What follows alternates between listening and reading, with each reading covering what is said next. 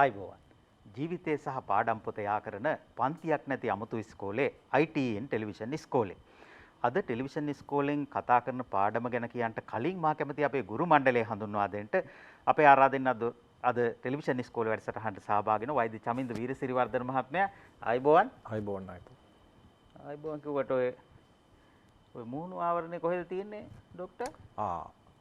අමතකුණා ඒක දැන් මේ පොඩ්ඩක් එහාට මෙහාට වෙලා. ඒකනේ කියන්න බලන්නකො ඉතින් ඕක හරියට දාන්න එපා. කොහොමද දාන්නේ? ඔය දැන් බලන්න ඔබතුමා වෛද්‍යවරයෙක් නේද? මම මේ පොඩි වැඩක හිටියේ ඒක පොඩ්ඩක් ගැලවුණා මම හිතන්නේ. වැඩක හිටියා සිහියෙන් ඔය ඉන්න ඕනම විශේෂයෙන්ම මුහුණු ආවරණේ හරි නිවැරදිව පිළිවෙලට දා ගන්න ඕනේ. දැන් බලන්න මාධ්‍යවේදීන් හැටියට අපි තමයි දොස්තර මහතුරුන්ට දැන් උගන්වන්න වෙලා දිනේ. දොස්තර මහතුරුන්ටත් වැඩ ගොඩක් ආවනේ. වැඩ ගොඩක් මේ කර කර ඉඳලා එකපාරට ඇත්තටම පොඩක් කල්පනාව අඩු වුණා. පොඩ්ඩක් මේ අමතකුණා ඇත්තටම මේ වැරදි වැඩක් ඒක මම දැන් ඇත්තටම කල්පනාව අඩු වුණා. බලන්න මේ දොස්තර මහතුරුන්ටත් උගන්වන්නට වෙලා තියෙන මාධ්‍යවේදීන්ට තමයි. එහෙනම් මාධ්‍යවේදීන්ට ඉන්නවා නේද? ඒ අතර ඔය මේ දොස්තර මහතුරුට උගන්වන ලෙඩ්ඩුත් ඉන්නව නේද? ඉන්නවා. ඒක නැත්තම් අපි කතා කරමු. ඒ වගේම අපේ ආරාධනෙන් අද පළමු වතාවට ටෙලිවිෂන් ඉස්කෝලේට සහභාගී වෙනවා නිර්වින්දන විශේෂඥ වෛද්‍ය අමිලා ජයසිංහ මහත්මිය. ආයිබෝවන්. ආයිබෝවන්. ගෞරවනීය ටෙලිවිෂන් ඉස්කෝලේට පිළිගන්නවා. එතුමිය පෙරදින විශ්වවිද්‍යාලයේ වෛද්‍ය පීඨයේ කතිකාචාර්යවරියක් හැටියට ක්‍රියා කරනවා. අපි සිහිය ගැනම කතා කරමු නේද? හරි වැදගත්. දැන් සිහියෙන් ඉන්න ඕනයි කියලා කිව්වට මේක දාගද්දිත් මේ කොරෝනාත් එක්ක ජීවත් වෙන්න නම් සිහිය බොහොම වැදගත්. අපි කියමු මේ වෛද්‍යතුමියටම කතා බහ පටන් ගන්න කියලා. ඔව් දැන් අපි කතා කරේ මේ සිහියෙන් ඉන්න එක ගැන නේද? ඒ වගේම තමයි මේ මාස්ක් එක දාගත්තාම අපි සිහියෙන් ඉන්න ඕනේ වගේම තමයි මාස්ක් එක ගලවන කොටත් ඉතින් සිහියෙන් වටේ පිටේ ගෑවෙන්නේ නැති විදිහට ගලවලා අයින් කරගන්න ඕනේ. අපි ඊට පස්සේ කතා කරමු සිහියෙන් ජීවත් වීම පිළිබඳව. දැන් මේ මොකද්ද සිහිය කියලා කියන්නේ? සිහිය කියලා කියන එක ඇත්තටම හරිම গুপ্ত දෙයක්. ඒ කියන්නේ ඇත්තටම කවුරුත් හරියටම දන්නේ නැහැ. මොකද්ද මේ සිහිය කියලා කියන එක හරියටම මෙන්න මේකයි. මෙන්න මේ දේ තමයි වෙන්නේ කියලා නිවැරදිව කියන්න. ඉතින් මේක ඒ වගේම තමයි හරි පෞද්ගලික අත්දැකීමක්. පෞද්ගලික අත්දැකීමක්. මොකද දැන් හසන්ත මහත්තයා ඔතන ඉන්නකොට හසන්ත මහත්තයාට විවිධ මේ සංවේදන දැනෙනවා නේද? මෙතන මේ ආලෝකය ලැබෙනවා, විවිධ ශබ්ද ඇහෙනවා. ඉතින් අපේ මේ සිහිය පවත්වා ගන්න වැදගත්ම දෙයක් තමයි මේ සංවේදන ලබා ගැනීම. සංවේදන අපේ ඇස හරහා සංවේදන එනවා, ත්‍රිමාන රූප විදිහට සංවේදන එනවා. ඒ වගේම තමයි කන හරහා අපිට සංවේදන ලැබෙනවා. එතකොට අපිට ස්පර්ශයෙන් සංවේදන ලැබෙනවා. ඒ වගේම තමයි මේ සිහිය පවත්වාගෙන යන්න මීට අමතරව අපිට තියෙනවා විශේෂ දැනීමුත්. මොනවද මේ දැනීම් කියලා කියන්නේ? අපිට දැනෙනවා බඩගින්න, වේදනාවක් දැනෙන්න පුළුවන්. ඒ වගේම දුක, කනගාටුව මේ වගේ දේවල් දැනෙන්න පුළුවන්. එතකොට මේ දැනීමුත් ඇත්තටම මේ සිහියේම කොටසක්. ඒ විතරක් නෙමේ මේ සිහිය පවත්වාගෙන යන්න තවත් වැදගත් වෙන දෙයක් තමයි අපේ මතකය. මතකය. දැන් අපි කවුරු හරි අපිට කියලා තියෙන්න පුළුවන් මම ඉපදුනේ මේ දවසේ. මගේ දරුවෝ මේගොල්ලෝ, මගේ දෙමව්පියෝ මේගොල්ලෝ. වගේම ස්ථානයක් පිළිබඳ මතකය. මේ මතකය කියන එකත් මේ සිහියේම කොටසක්. සිහිය පවත්වා ගැනීමට අවශ්‍ය වෙන දෙයක්. ඒත් එක්කම තමයි මතකයේ සංවේදනය, දැනීම්, හැඟීම් මේ වගේම තමයි අපි කියන ඔරියන්ටේෂන්. එහෙම නැත්නම් මේ අවකාශය පිළිබඳව, අවකාශය හා පුද්ගලයෝ පිළිබඳව, පුද්ගලයන් පිළිබඳව, ඒ වගේම කාලය පිළිබඳව. මේ කාලය පිළිබඳව ඔරියන්ටේෂන්. එහෙම නැත්නම් අපිට තේරෙනවා මේ කාලය, පුද්ගලයා, අවකාශය පිළිබඳ තමන්ගේ වටපිටාව ගැන හැඟීමක්, දැනීමක් ගැන. ඉතින් මේ ඔක්කොම එකතුවෙන් තමයි ඇත්තටම මේ සිහිය කියන එක ගොඩනැගිලා තියෙන්නේ. හැබැයි මීට අමතරව මේ ඔබට ගිහිල්ලා අපි මේ ගැන කතා කරනවා නම් මේකේ වැදගත්ම දේ තමයි මේ සියල්ලත් එක්කම ගැබ් වෙච්චි වැදගත්ම දේ විදිහට මම සලකනවා.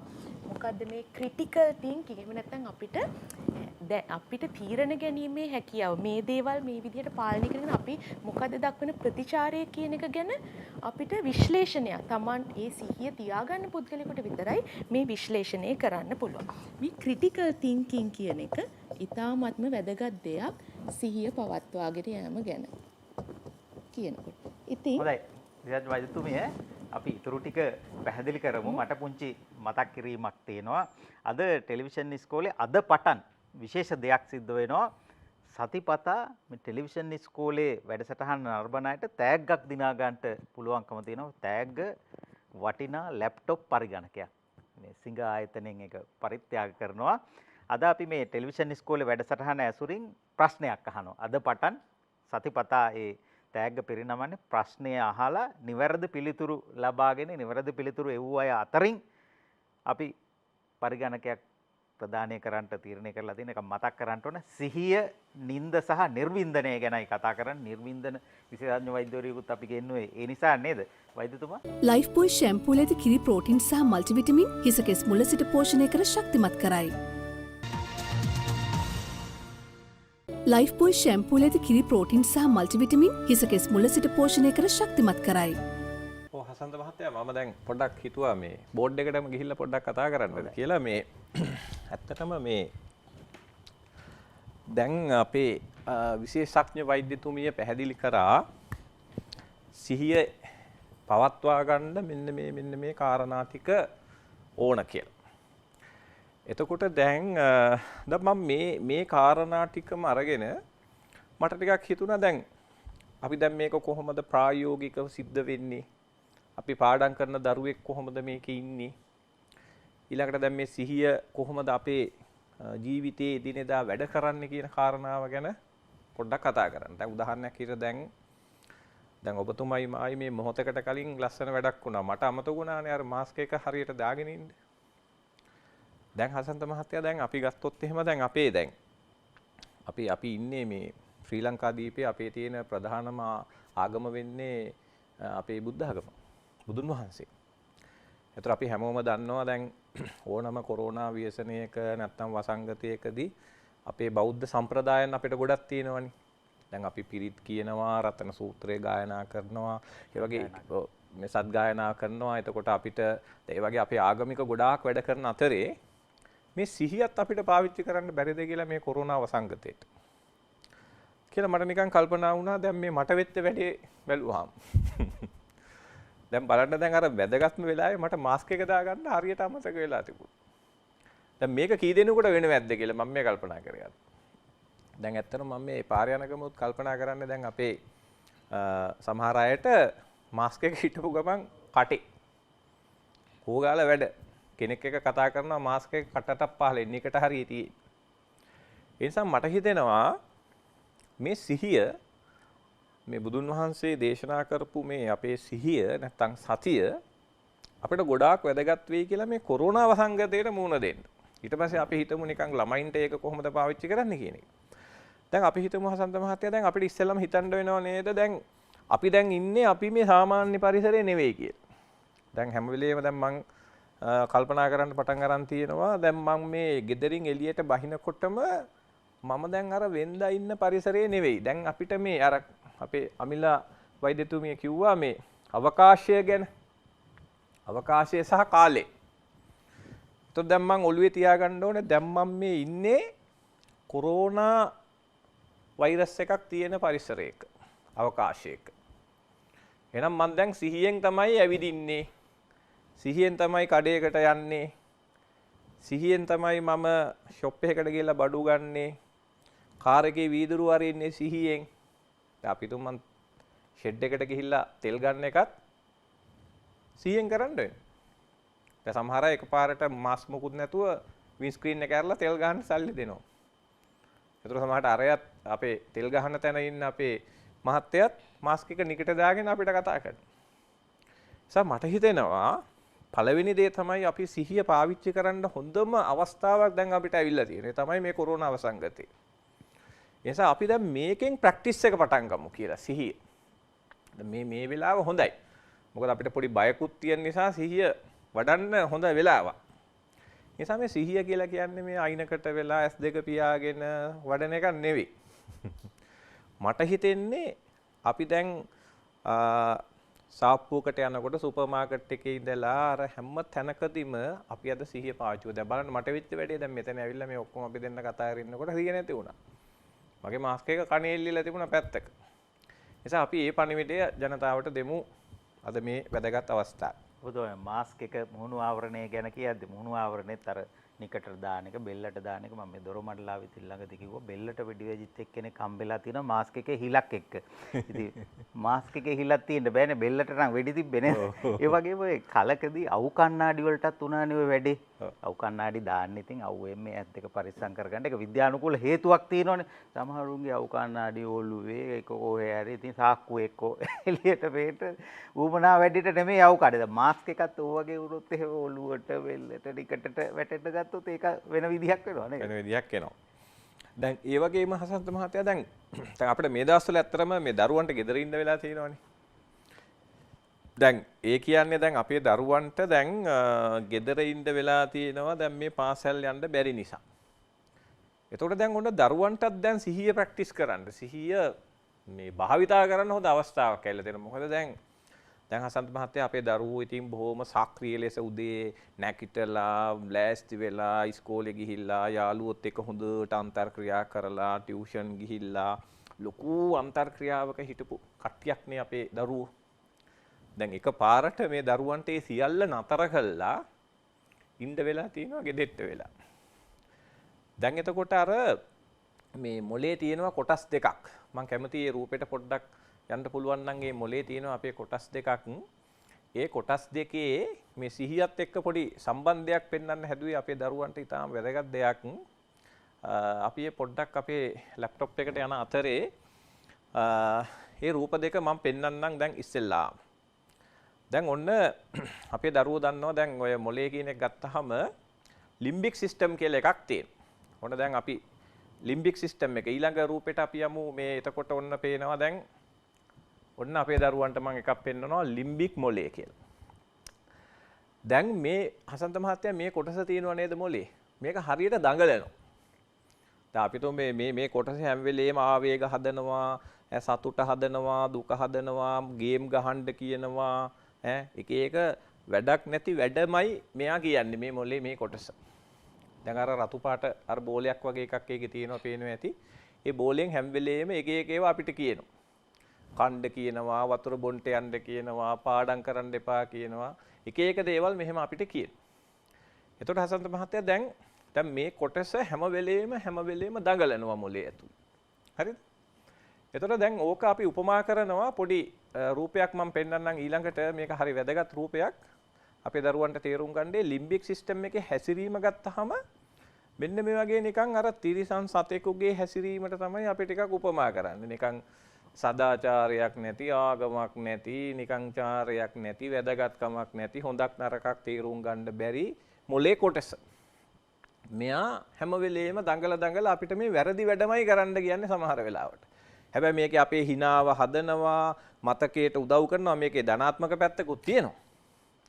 එතකොට එන සිහිය පවත්වා ගන්න දැන් මේ අපිට එදිනෙදා වැඩ කටයුතු කරන්න අවශ්‍ය සිහිය පවත්වා ගන්න මොලේ තව කෑල්ලක් තියෙනවා. මම හිතන්නේ ඒ කෑල්ල අපි චුට්ටක් බලමුත් හොඳයි කියලා. මේක මම හිතන්නේ අපි ඔබට මම පෙන්නන්නම්. මේක ඇවිල්ලා අපේ මේ නලල කොටස ගාව තියෙන්නේ අර මොලේ පූර්ව කණ්ඩිකාව කියලා. එතකොට දැන් හසන්ත මහත්තයා හරි ලස්සන වැඩක් තියෙනවා. මම මේක ආපහු මේ පොඩි රූපයකින් මෙහෙම අඳින්නම්.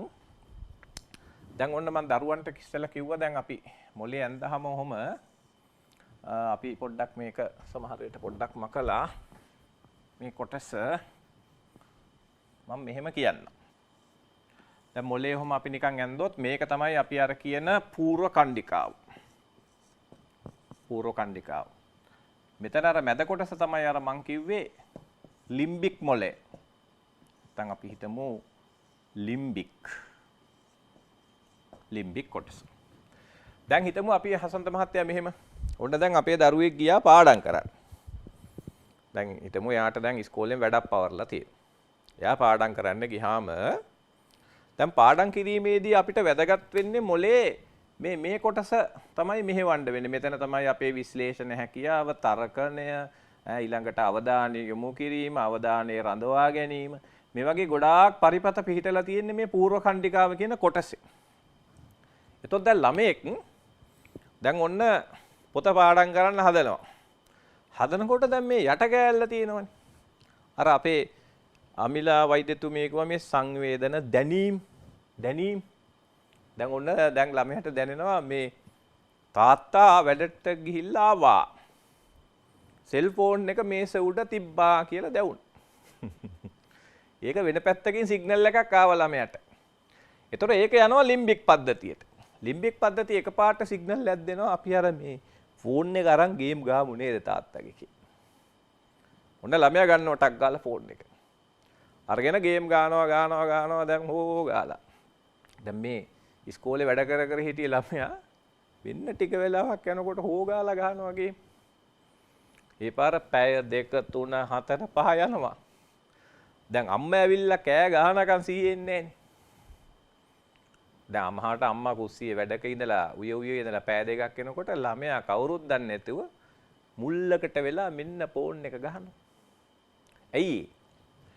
එතකොට මොකද උනේ? මේ කොටස ප්‍රබල වුණා මොලේ. මේ කොටස මොලේ ප්‍රබල වුණා. මේ කොටස මොලේ ප්‍රබල වෙලා මේ කොටස අඩපණ ගලා. මේ කොටස අඩපණ කරා. ඒ කියන්නේ මොලේ කණ්ඩිකාව පූර්ව කණ්ඩිකාව අඩපණ කරලා අර මොලේ තිබිච්ච මැද කොටස අඩපණ කරලා දැම්මා. දැන් මොකද උනේ?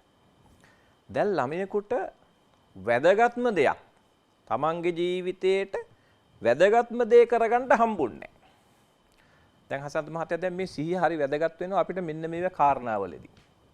දැන් අපිට මොන දැන් දරුවෙකුට මම දන්නවා අපේ පුතාලට දූලට මේ ඔය ගේම් ගහනකොට චිත්‍රපටියක් බලනකොට නැත්තම් ටෙලි නාට්‍යයක් බලනකොට ඔබට සතුටක් තියෙනවා. ඔබට ඒ මොහොතේ සතුටක් තියෙනවා නේ. ඒතර ඒ මොහොතේම ඔබට සතුට දැනෙනවා. ඒතර එතකොට අර මොලේ විඳීම් වැඩි වෙලා මොලේ පටන් ගන්නවා හරි ලස්සනට මේවා එන්ගේජ් වෙනවා.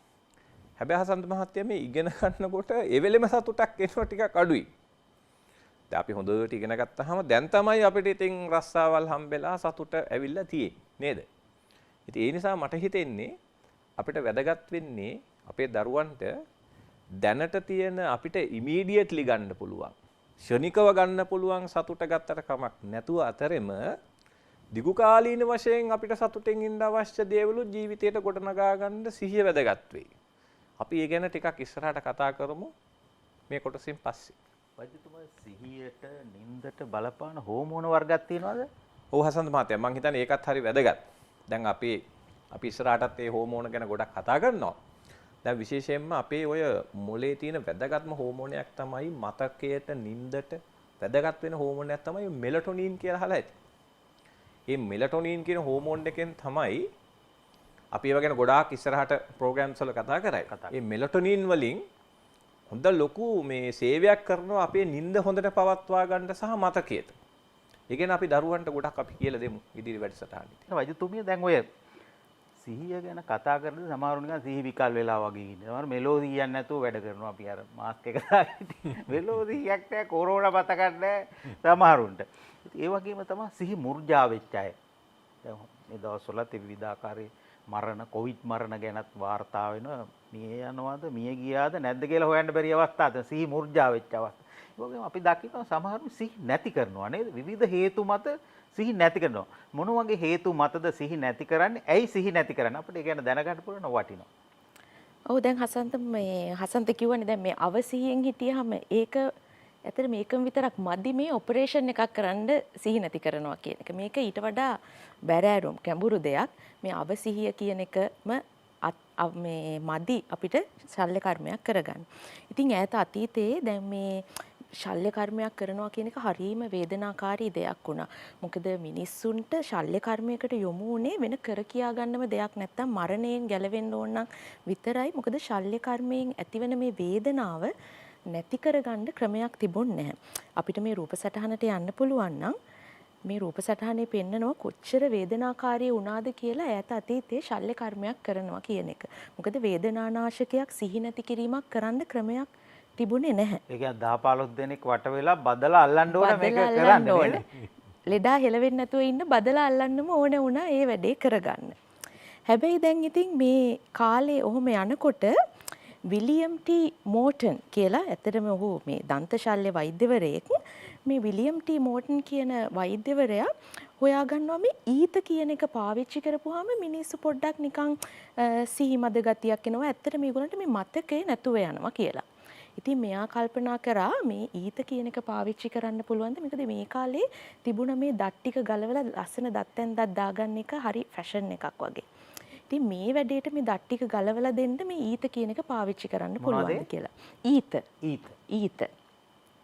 ඉතින් මෙයා මේකත් එක පොඩි පරීක්ෂණ ටිකක් කරලා ඊට පස්සේ 1846 ඔක්තෝබර් 16 වෙනිදා මේ සියලු දෙනාටම ප්‍රදර්ශනය වෙන විදිහට මේ නිර්වින්දනය සැපයුවා මේ ඊත පාවිච්චි කරලා. අපිට පුළුවන් නම් මෙන්න මේ ඊළඟ රූප සටහනට යන්න. මේ රූප සටහනේ පෙන්නනවා මෙන්න මේ අවස්ථාව.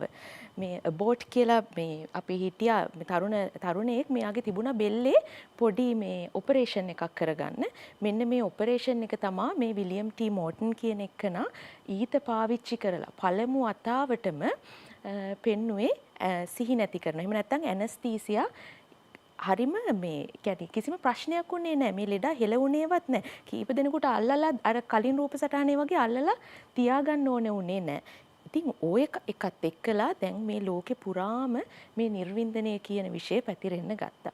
ඉතින් මේකත් එක්කලා ශල්‍ය කර්මයක් කරනවා කියන එක තවදුරටත් වේදනාකාරී දෙයක් උනේ නැහැ. ඉතින් මේක ලෝකේ පුරාම පැතිරලා අවුරුද්දක් ඇතුළත කියනවා යුරෝපයට පැතිරුණා, ඕස්ට්‍රේලියාවට වගේ පැතිරුණ හැම ලෝකේ පුරාම මේක ඉතාමත් ඉක්මනට පැතිරිලා ගිහිල්ලා නිර්වින්දන වෛද්‍ය විද්‍යාව වගේම ශල්‍ය වෛද්‍ය විද්‍යාව මේ කියන දෙකේම ලොකු දියුණුවක් ඇති වුණා කියලා.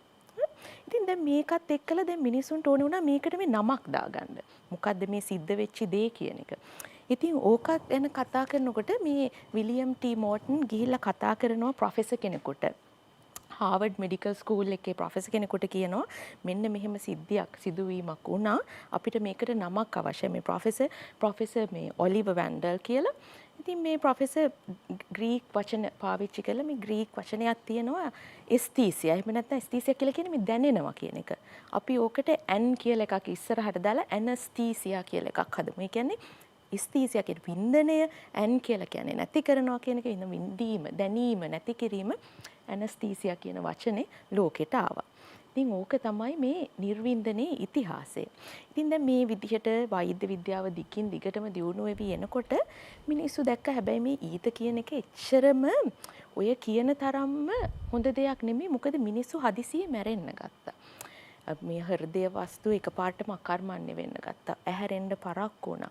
ඉතින් මේ වගේ සංකූලතා එන්න ගත්තා. ඉතින් මේවත් එක්කලා මේ ඊත කියන එකේ විවිධ රසායනික ව්‍යුහයේ වෙනස්කම් සිද්ධ කරලා විවිධ ආකාරයේ නව බෙහෙත් වර්ග පාවිච්චි කරලා දැන් අද දවස වෙනකොට නිර්වින්දන විද්‍යාව කියන එක ගොඩාක්ම දියුණු තත්යකට ඇවිල්ලා තියෙන්නේ. ඉතින් සංකූලතා කියන එක ඉතාමත්ම අවම කරගන්න පුළුවන් ඖෂධ වර්ග පාවිච්චි කරනවා. අපි තාමත් මේ හුස්ම ගන්න පාවිච්චි කරන එකක් තමයි මේ ඊත කියලා කියන. අපි මේක දෙන්නේ හුස්මත් එක්කලා අවශෝෂණය ආශ්වාසය කරන්න දෙන එකක්. ඊට අමතරව මේ විදින බෙහෙත් වර්ගත්. අපි ඔය ප්‍රොපර්ෆෝල් කියන නම සමහර විට ඔයගොල්ලෝ අහලා ඇති. මේ වගේ බෙහෙතුත් පාවිච්චි කරලා විදින බෙහෙතුයි ආශ්වාස කරන බෙහෙත් මේ වර්ග දෙකම පාවිච්චි කරලා වර්තමානයේ නිර්වින්දනය කරනවා. මේ නිර්වින්දනය කියන එකෙන් ඇත්තටම මේ දැනීම සිහිය නැති කරන එක විතරක්ම නෙමෙයි කරන්නේ. මොකද ශල්‍ය කර්මයකින් අපිට වේදනාව දැනෙනවා. ඒකට මේකෙම කොටසක් තමයි වේදනාව නැති කරන එක. ඉතින් අපි විශේෂ බෙහෙත් වර්ග පාවිච්චි කරලා වේදනාව නැති කරන එකත් කරනවා. ඒ වගේම තමයි දැන් අපි දැක්කනේ මේ මිනිස්සු මේ වේදනාව තියෙනකොට ඇවිදිනවා දුවනවානේ.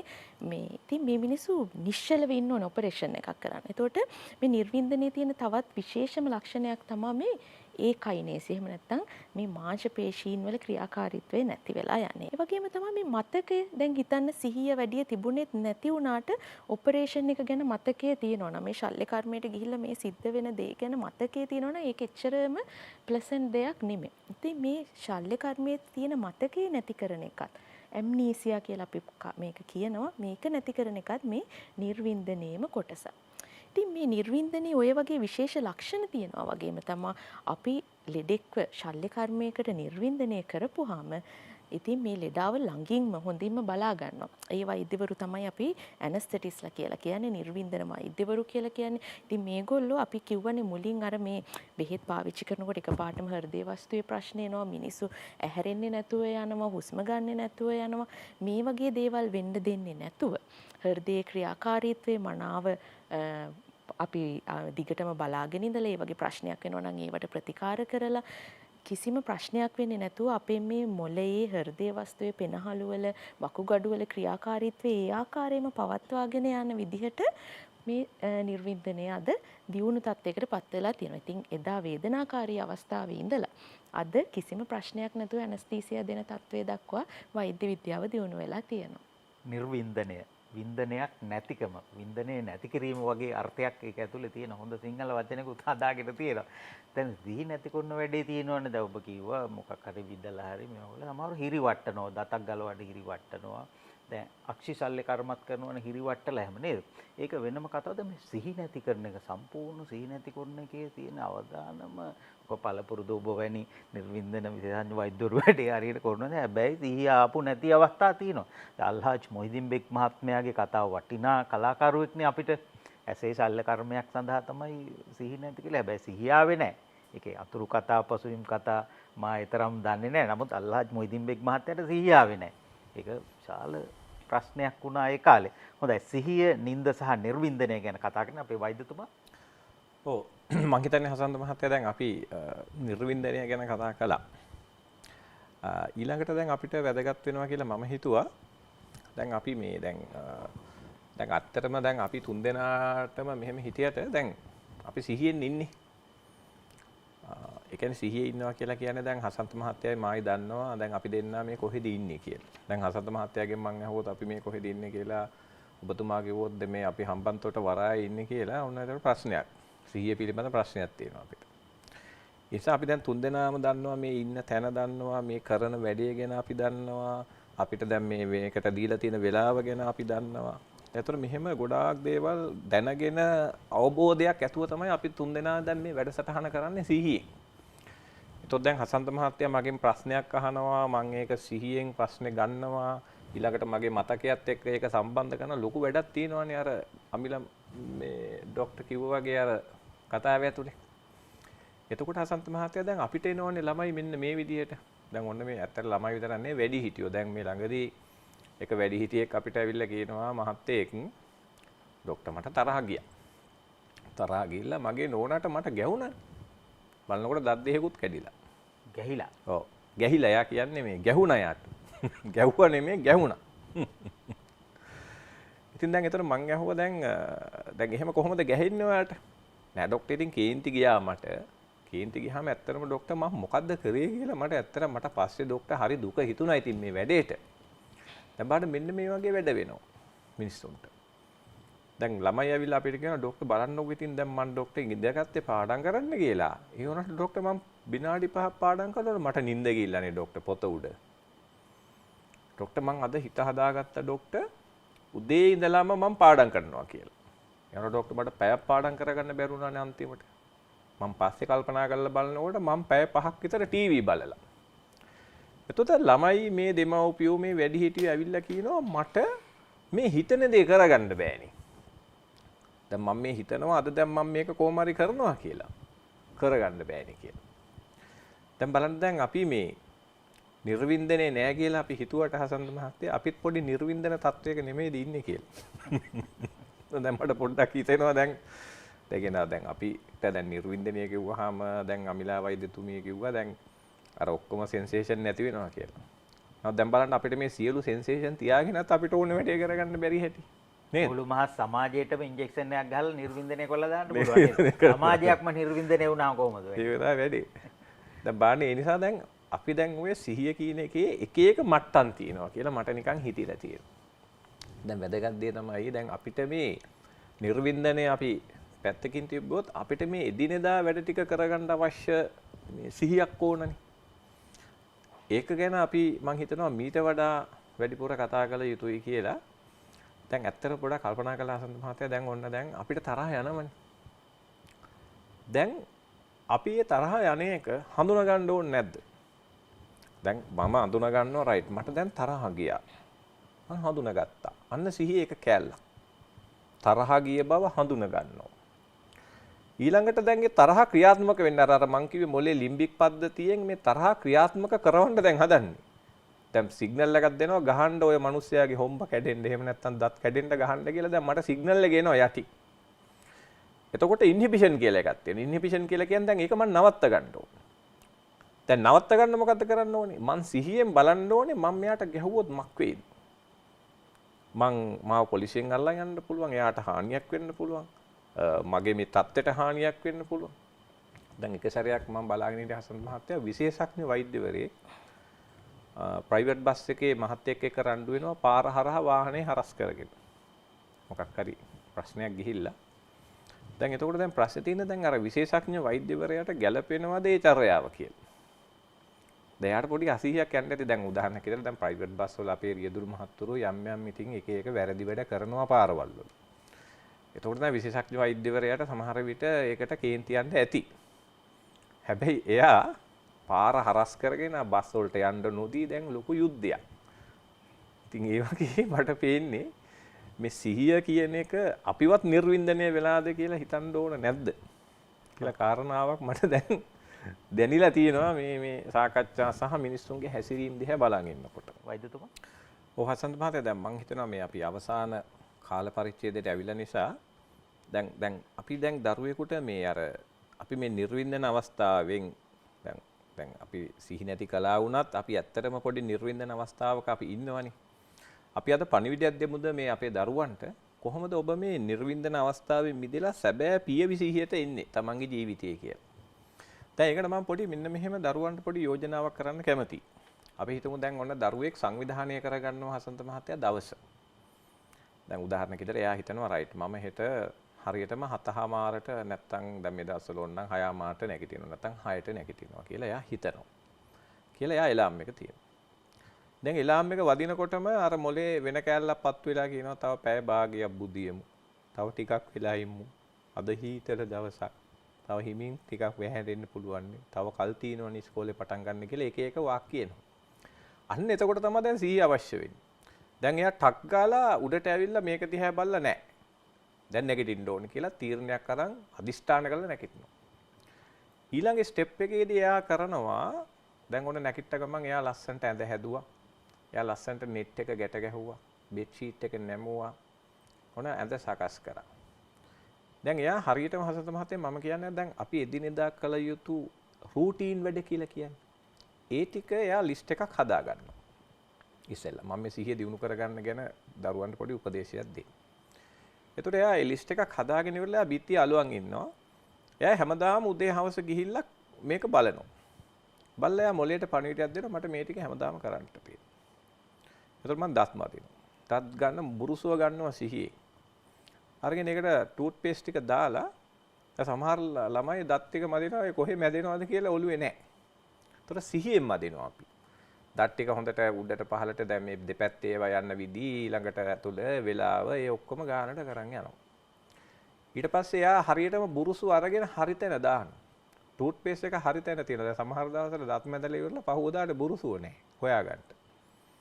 එතකොට ළමයෙකුට පුළුවන් හසන්ත මහත්තයා මේ සිහිය කියලා කියන්නේ නිකන් මේ කැලේකට ගිහිල්ලා භාවනා කරන එක නෙවෙයි. අපිට මේ දරුවන්ට පුළුවන් මේ හැමදේම දවසේ ආරම්භයේ ඉඳලා යම්කිසි දුරක් දක්වා මේක අරගෙන යන්න. එතකොට එයා දැන් දන්නවා මට දැන් ඊළඟ වැඩේ කරන්න තියෙනවා. එතකොට සාමාන්‍යයෙන් මම ඔතන ගොඩාක් පාවිච්චි කරනවා දැන් ඕකට මේ අලුතෙන් එනවා මේ ඔය වෙස්ටර්න් වර්ල්ඩ් එකේ නැත්තම් බටහිර ලෝකයේ අලුතයක් මෙටාකොග්නිෂන් කියලා. දැන් ලෝකේ කතා කරනවා මෙටාකොග්නිෂන් කියන එකෙන් තමයිලු මිනිස්යාගේ සම්පූර්ණ දියුණුව සිද්ධ වෙන්නේ කියලා. ඉතින් මේ මෙටාකොග්නිෂන් කියලා කියන්නේ අපේ සතියෙම තමයි. වෙන වචනයක් ගහලා තියෙනවා දැන් ඒගොල්ලෝ ඇවිල්ලා. ඒතකොට දැන් අම්මා කෙනෙකුටයි දරුවෙකුටයි තාත්තටයි පවුලයට පුළුවන් දැන් මම සාමාන්‍යයෙන් ওই දරුවන්ට ඕක දීලා මම කියනවා දැන් හවසට ඉඳගෙන අද මගේ නිදා ගැනීම පිළිබඳ මම්ම තක්සේරු කරනවා ඉඳගෙන.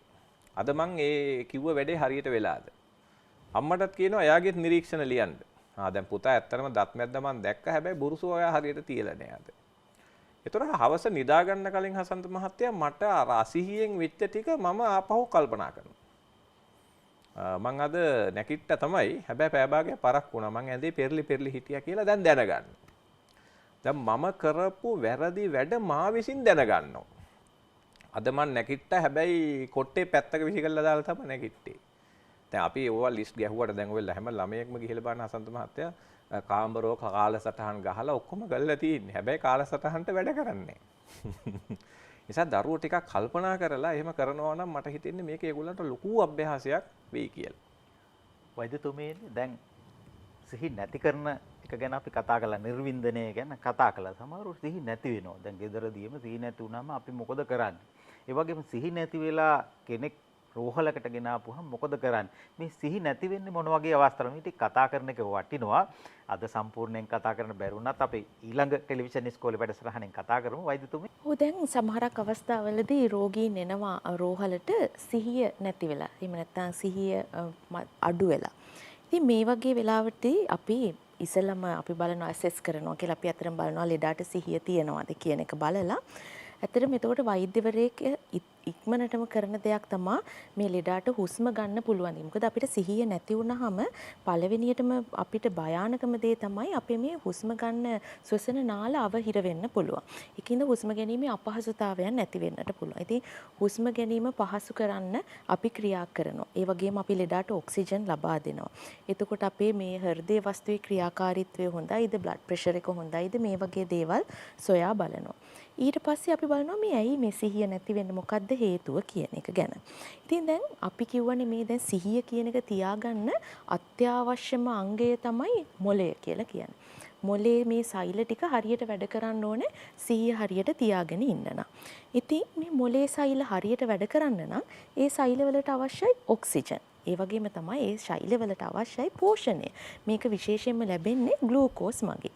ඉතින් මේ ඔක්සිජන් ඒ වගේම ග්ලූකෝස් මොළයට ලබා දෙන්නේ රුධිර නාල හරහා.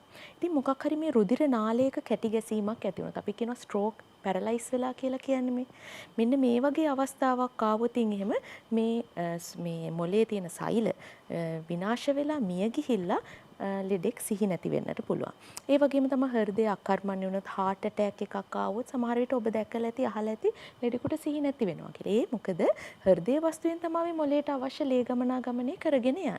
ඉතින් මේ වගේ අවස්ථාවලදී සිහි නැති වෙන්නට පුළුවන්. ඒ විතරක් නෙමේ දැන් මේ මොළයේ තියෙනවනේ යම් යම් ව්‍යූහයේ ලක්ෂණ තියෙනවා. අපි කිව්වා මොළය දැන් මේ විදිහට තියෙන්න අපි ලිම්බික් සිස්ටම් එක ගැන කතා කරා, මේ කෝටෙක්ස් කියලා එකක්, ප්‍රීෆ්‍රන්ටල් කෝටෙක්ස් කියලා කතා කරා. මේ වගේ විවිධ ව්‍යූහයන් තියෙනවා මොළයේ අපේ සිහිය පවත්වාගෙන යන්න. ඉතින් මේ ව්‍යූහයේ මොනවා හරි වෙනස්කමක් වුණොත් උදාහරණයක් විදිහට අපි හිතමු ඇක්සිඩන්ට් එකක් වෙලා ලේ ගැලීමක් ඇති වෙලා මේ ව්‍යූහයේ මොනවා හරි වෙනස්කමක් වුණොත් එහෙම නැත්නම් ඔයගොල්ලෝ අහලා ඇති සමහරට අපි කියනවා මොලේ ඉදිමීමක් වගේ අවස්ථා ගැන කතා කරනවා. ඒතර මොලේ සැරව ගෙඩියක් ඇවිල්ලා වගේ මේ වගේ ව්‍යූහයේ ඇතිවන යම් වෙනස්කම් හින්දාත් ලෙඩෙක් සිහි නැති වෙලා තියෙන්නට පුළුවන්. ඒත් එක්කම තමයි මොලේ දැන් අපි අහලා තියෙනවා මේ මොලේ ඇතරම විවිධ රසායනික ද්‍රව්‍ය ගොඩාක් වැඩ කරනවා මොලේ. මේ රසායනික ක්‍රියාකාරීත්වයේ යම් වෙනස්කමක් වෙන්න පුළුවන්. දැන් නිතරම දැකලා ඇති පාරවල් වල යනකොට හොඳටම බීලා සිහිය නැති වෙලා වැටිලා ඉන්නවා. මේකට ගොඩක්ම හේතුව තමයි මේ මොලේ තියෙන යම් යම් රසායනික ක්‍රියාකාරීත්වයන්ගේ සිද්ධ වෙන වෙනස්කම්. ඒ වගේම තමයි විවිධ ලවණ වර්ග, අයන් වර්ග තියෙනවා. මේ අයන වර්ග තියෙනවා මොලේ ක්‍රියාකාරීත්වයට මේ වගේ වෙනස්කම් ඇති වෙනවා. ඒකට මොනවා හරි අපි කියන විෂ වර්ග, සමහර කටිය විෂ මේ පානය කරලා හරි සිහි නැති වෙන්න පුළුවන්. මේවා මේ රසායනික ව්‍යුහයේ ඇති වෙන වෙනස්කම් හින්දා වෙන ප්‍රශ්න. ඒත් එක්කම තමයි අපේ මේ මොලේ ඇත්තටම මේ සෛල ගොඩාක් තියෙනවා. මේ සෛලවල මේ විද්‍යුත් ක්‍රියාකාරීත්වයක් තියෙනවා. ඕගොල්ලෝ අහලා ඇති ඔය ෆිට් එක හැදෙනවා කියලා කියන එකක් ගැන. ෆිට් එක හැදිලා සිහි නැති වුණා කියලා. මුලින්ම ගැස්මක් වගේ ඇති වෙලා ඊට පස්සේ සිහිය නැති වෙලා යනවා. මේ ලෙඩා හෙලවෙන්නේ නැතුව වගේ ඉන්න අවස්ථා. ඉතින් මේ වගේ වෙලාවක වෙන්නේ මේ විද්‍යුත් ක්‍රියාකාරීත්වයේ සිද්ධ වෙන ප්‍රශ්න. ඉතින් මේ වගේ පේනවා අපිට මේ සිහියෙන් ඉන්න නම් මොළයට ඔක්සිජන් ඕනේ, මොළයට මේ ග්ලූකෝස් පෝෂණය ඕනේ, ඒ වගේම මේ ක්‍රියාකාරීත්ව ව්‍යුහය හොඳට තියෙන්නට ඕනේ, ඒ වගේම රසායනික දේවල් ව්‍යුහේ ක්‍රියාත්මක වෙන්න ඕනේ හරියට. මොකද ගොඩාක් දේවල් මොළයේ ඇතුලේ හරියටම සිද්ධ වෙන්න ඕනේ අපිට ඇත්තටම මේ සිහිය පවත්වාගෙන යන්න. ඒත් එක්කම තමයි සමහරක් විට ඔයගොල්ලෝ දැකලා ඇති මේ ඇතැම් මානසික රෝගීන් ආපුහාම ඇත්තටම සිහියෙන් වැඩ කරන්නේ නැති වෙලාවල් තියෙනවා. ඒකට විවිධ මානසික රෝග තත්වයන් නිසාත් සිහි නැති වෙන්නට පුළුවන්. ඉතින් වෛද්‍යවරයෙක් ඔබ සිහි නැතිවීමක් නිසා රෝහලට ආවොත් මම මුලින් කියපු විදිහට පළවෙනියටම බලන්නේ මේ ලෙඩාට ඔක්සිජන් ටික දීලා මේ ලෙඩාගේ හෘදේ වස්තුව හොඳට වැඩ කරනවද බලලා ඒ වැඩ ටික කරන්න. ලෙඩා මිය යන්නේ නැති වෙන්න අවශ්‍ය ප්‍රතිකාර ටික කරන්න. අපි මේකට කියනවා රිසසිටේෂන් කියලා. ඊට පස්සේ අපි බලනවා මොකද්ද මේකට හේතුව. විවිධ පරීක්ෂණ කරන්නට පුළුවන්. අපි කියනවා බ්‍රේන් එකේ ස්කෑන් එකක් කරලා බලනවා මොනවත් ප්‍රශ්නයක් තියෙනවද කියලා. ලේ පරීක්ෂණ කරලා බලනවා. මේ වගේ දේවල් කරලා අපි බලනවා මොකද්ද හේතුව කියලා. ඉතින් මේ විදිහට තමයි රෝහලට එන එක්කෙනෙක් සිහිය නැති වෙලා ආපුවාම වෛද්‍ය විද්‍යාත්මකව අපි මේකට වැඩේ කරගෙන යන්නේ. හොඳයි. සිහිය, නිින්ද සහ නිර්වින්දනය ගැන තව කතා කරන්න බොහෝ කරුණු කාරණා තියෙනවා.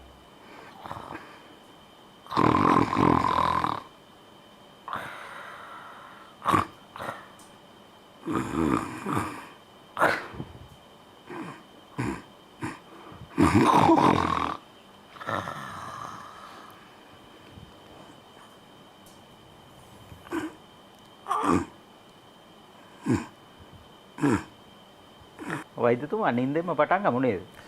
ඔව් හසන්ත මහත්තයා නිින්ද ගැන අපි ගොඩාක් කතා කළ යුතු මාතෘකාවක්. මොකද දැන් අපි මේ ඉන්නේ ගොඩාක් කාර්යබහුල සමාජයක. දැන් අපේ අම්මලා වැඩිහිටියෝ අපේ සීයලා තාත්තලා ආච්චිලාගේ කාලේ මේ නිින්දට ලොකු ප්‍රශ්නයක් තිබුණේ නැහැ. මොකද ඒගොල්ලෝ දවසේ වැඩ ටික කරලා ඉතින් සාමාන්‍ය විදියට ඔය 6-7 වෙනකොට කුප්පි ලාම්පු ටික නිවාගෙන හොඳ සැප නිින්දක් ගත්ත අය. නමුත් දැන් හසන්ත මහත්තයා මම මේ ડોක්ටර් අමිලා අපි මේ ජීවත් වෙන සමාජයේ නිින්දට තමයි ලොකුම තර්ජනය තියෙන්නේ. අපි වෛද්‍යවරු හැටියට නිදා ගන්න හම්බෙන්නේ නැහැ සමහර දවස් වලට එළි වෙනකම් වැඩ. ඊළඟට අපේ ගත්තොත් එහෙම අපේ ගොඩාක් රාජ්‍ය සේවකයෝ, අපේ සෞඛ්‍ය ශාස්ත්‍රයේ, අපේ අත්‍යවශ්‍ය සේවාවල ඉන්න අය විශාල වශයෙන් නිින්දත් එක්ක ලොකු අරගල කරන අය. ඒ වගේම අපේ විශ්වවිද්‍යාල ශිෂ්‍යයෝ, අපේ දරුවෝ මේ අයටත් මේ නිින්දේ විශාල ගැටලු ප්‍රශ්න තියෙනවා. නිසා මේ නිින්දේ විද්‍යාව ගැන අපි ටිකක් අද කතා කරමු කියලා අපි හිතුවා. දැන් ඊට අමතරව හසන්ත මහත්තයා දැන් අපිට දරුවෝ එනවා එක එක විදිහට නිදා ගන්න අය. දැන් සමහර දරුවෝ අපිට හම්බ වෙනවා දැන් දවල් වරුවේ හොඳට නිදාගෙන රෑ එළි වෙනකම් පාඩම් කරන ළමයි මට හම්බෙලා තියෙනවා. සමහර දරුවන්ට දැන් මේ දවස්වල හසන්ත මහත්තයා ලොකු ප්‍රශ්නයක් තියෙනවා දැන් මේ WhatsApp වලින් උගන්වන වැඩේ. දැන් ඔන්න සමහර ඉස්කෝලවල 4ට පටන් ගන්නවා WhatsApp උගන්වන්න. ඔන්ලයින් උගන්වන්න පටන් ගන්නවා මේ e-learning. ඒතර මේ දරුවෝ එක දිගට දෙක දිගට උගන්වනම ටියුෂන් ගුරුවරු පටන් ගන්නවා හවස 4 ඉඳලා රෑ 8-9 විතර යනකම් ආයෙ උගන්වන්න. දැන් සමහර ළමයි මට හම්බෙලා තියෙනවා ප්‍රතිකාරවලදී උදේ 4ට හැරිච්ච ළමයා රෑ 9 වෙනකම් එක දිගට ස්ක්‍රීන් එකක් එක ඉඳලා තියෙනවා. ඊට පස්සේ දැන් ළමයා පාඩම් කරන්න ටයිම් හොයා ගන්නකොට වෙන ප්‍රශ්නයක් ඇවිත්. සමහර ළමයි ස්ක්‍රීන් එක ළඟ නිදි අර ලෙසන් එක යනවා ළමයා නිදි. ඉතින් ඒ වගේ හසන්ත මහත්තයා දැන් මේ නිින්ද හරි වැදගත් එකක් අධ්‍යාපනය කරන් යනකොට, රස්සාව කරන් යනකොට, අපේ සෞඛ්‍ය බේර ගන්නකොට. දැන් විශාල ලෝකේ පරිශ්‍රණ තියෙනවා නිින්දත් එක්ක දියවැඩියාව සම්බන්ධයක් තියෙනවා, හෘද වස්තුවේ ආබාධවල ලොකු සම්බන්ධයක් තියෙනවා, අපේ ෂණිකව අපේ මිය යාමේ සම්බන්ධයක් තියෙනවා, ඊළඟට අර ඩිමෙන්ෂියා කියලා රෝගයක් තියෙනවා, ඊළඟට මානසික රෝගවල නිින්ද ලොකු සම්බන්ධයක් තියෙනවා. ඒ වගේම අපේ ජීවිතයේ කාර්යක්ෂමතාවයේ මානසික ආතතිය මේ හැම දෙයකම නිින්දේ ලොකු සම්බන්ධයක් තියෙනවා. ඒතකොට දැන් අපි නිදාගන්නේයි කියලා ඇහුවොත් දැන් කවුරු හරි හිතයි නිදියන්න ඕනද අප්පා ඔච්චරනේ මොකටද මේ නිදියන්නේ කියලා ඇහුවොත් ඇත්තටම අපි නිදියන්නේ මොකටද? මොනවද මේ නිින්දේ අවශ්‍යතාවය? දැන් හසන්ත මහත්තයා අපි කොච්චර ඇහැරිලා ඉන්න හැදුවත් අපිව අල්ලලා නිදි කරවනවනේ මොලේ නේද? මේ හේතුව තමයි දැන් අපි එක දිගට වැඩ කරගෙන යනකොට අපේ සෛල විඩාවටපත් වෙනවා. යම් කිසි විදිහක සමහර අම්ල හැදෙනවා, ඔක්සිජන් වල ගැටලු වෙනවා, ඊළඟට සෛල වල යම් ප්‍රශ්න එනවා. එතකොට මේවා නැවත ප්‍රතිස්ථාපනය කරගන්න, නැවත මේවා රිපෙයාර් කරලා මේවා ටිකක් හදාගෙන ඊළඟ දවසේ ඊළඟ වැඩවලට මිනිස්සයව සූදානම් කරගන්න මේ නිින්ද අත්‍යවශ්‍යයි.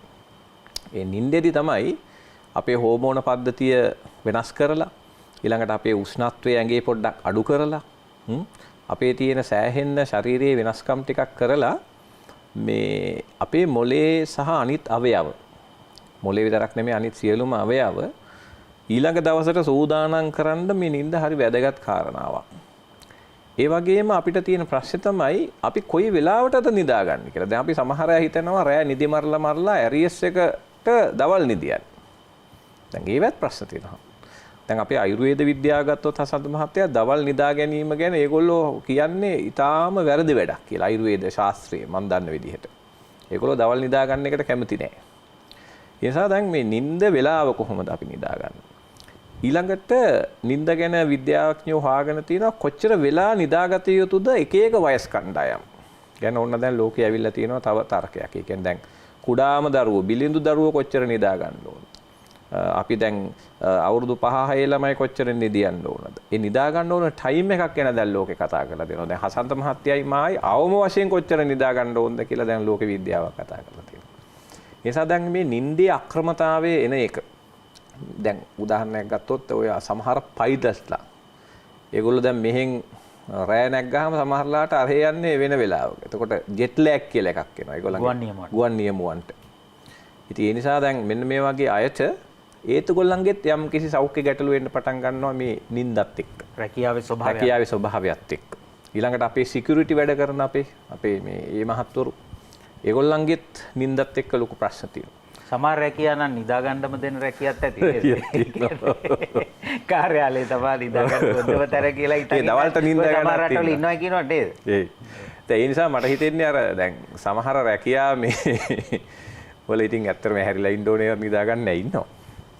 නමුත් ඒ නිසා නිින්ද ගැන විද්‍යාව අපි කතා කරන එක ඉතාම වැදගත් වෙනවා. මොකද ඒක හැමෝටම අදාළ මාතෘකාවක් නිසා. දරුවන්ට විශ්වවිද්‍යාල විෂයන්ට හැමෝටම අදාළ මාතෘකාවක්. ඒ නිසා අපි මම හිතනවා ඕකේ මේ ඒකේ තියෙන විද්‍යාත්මක කාරණා කතා කරන්න හොඳම වෙන්නේ ડોક્ટર අමිලා.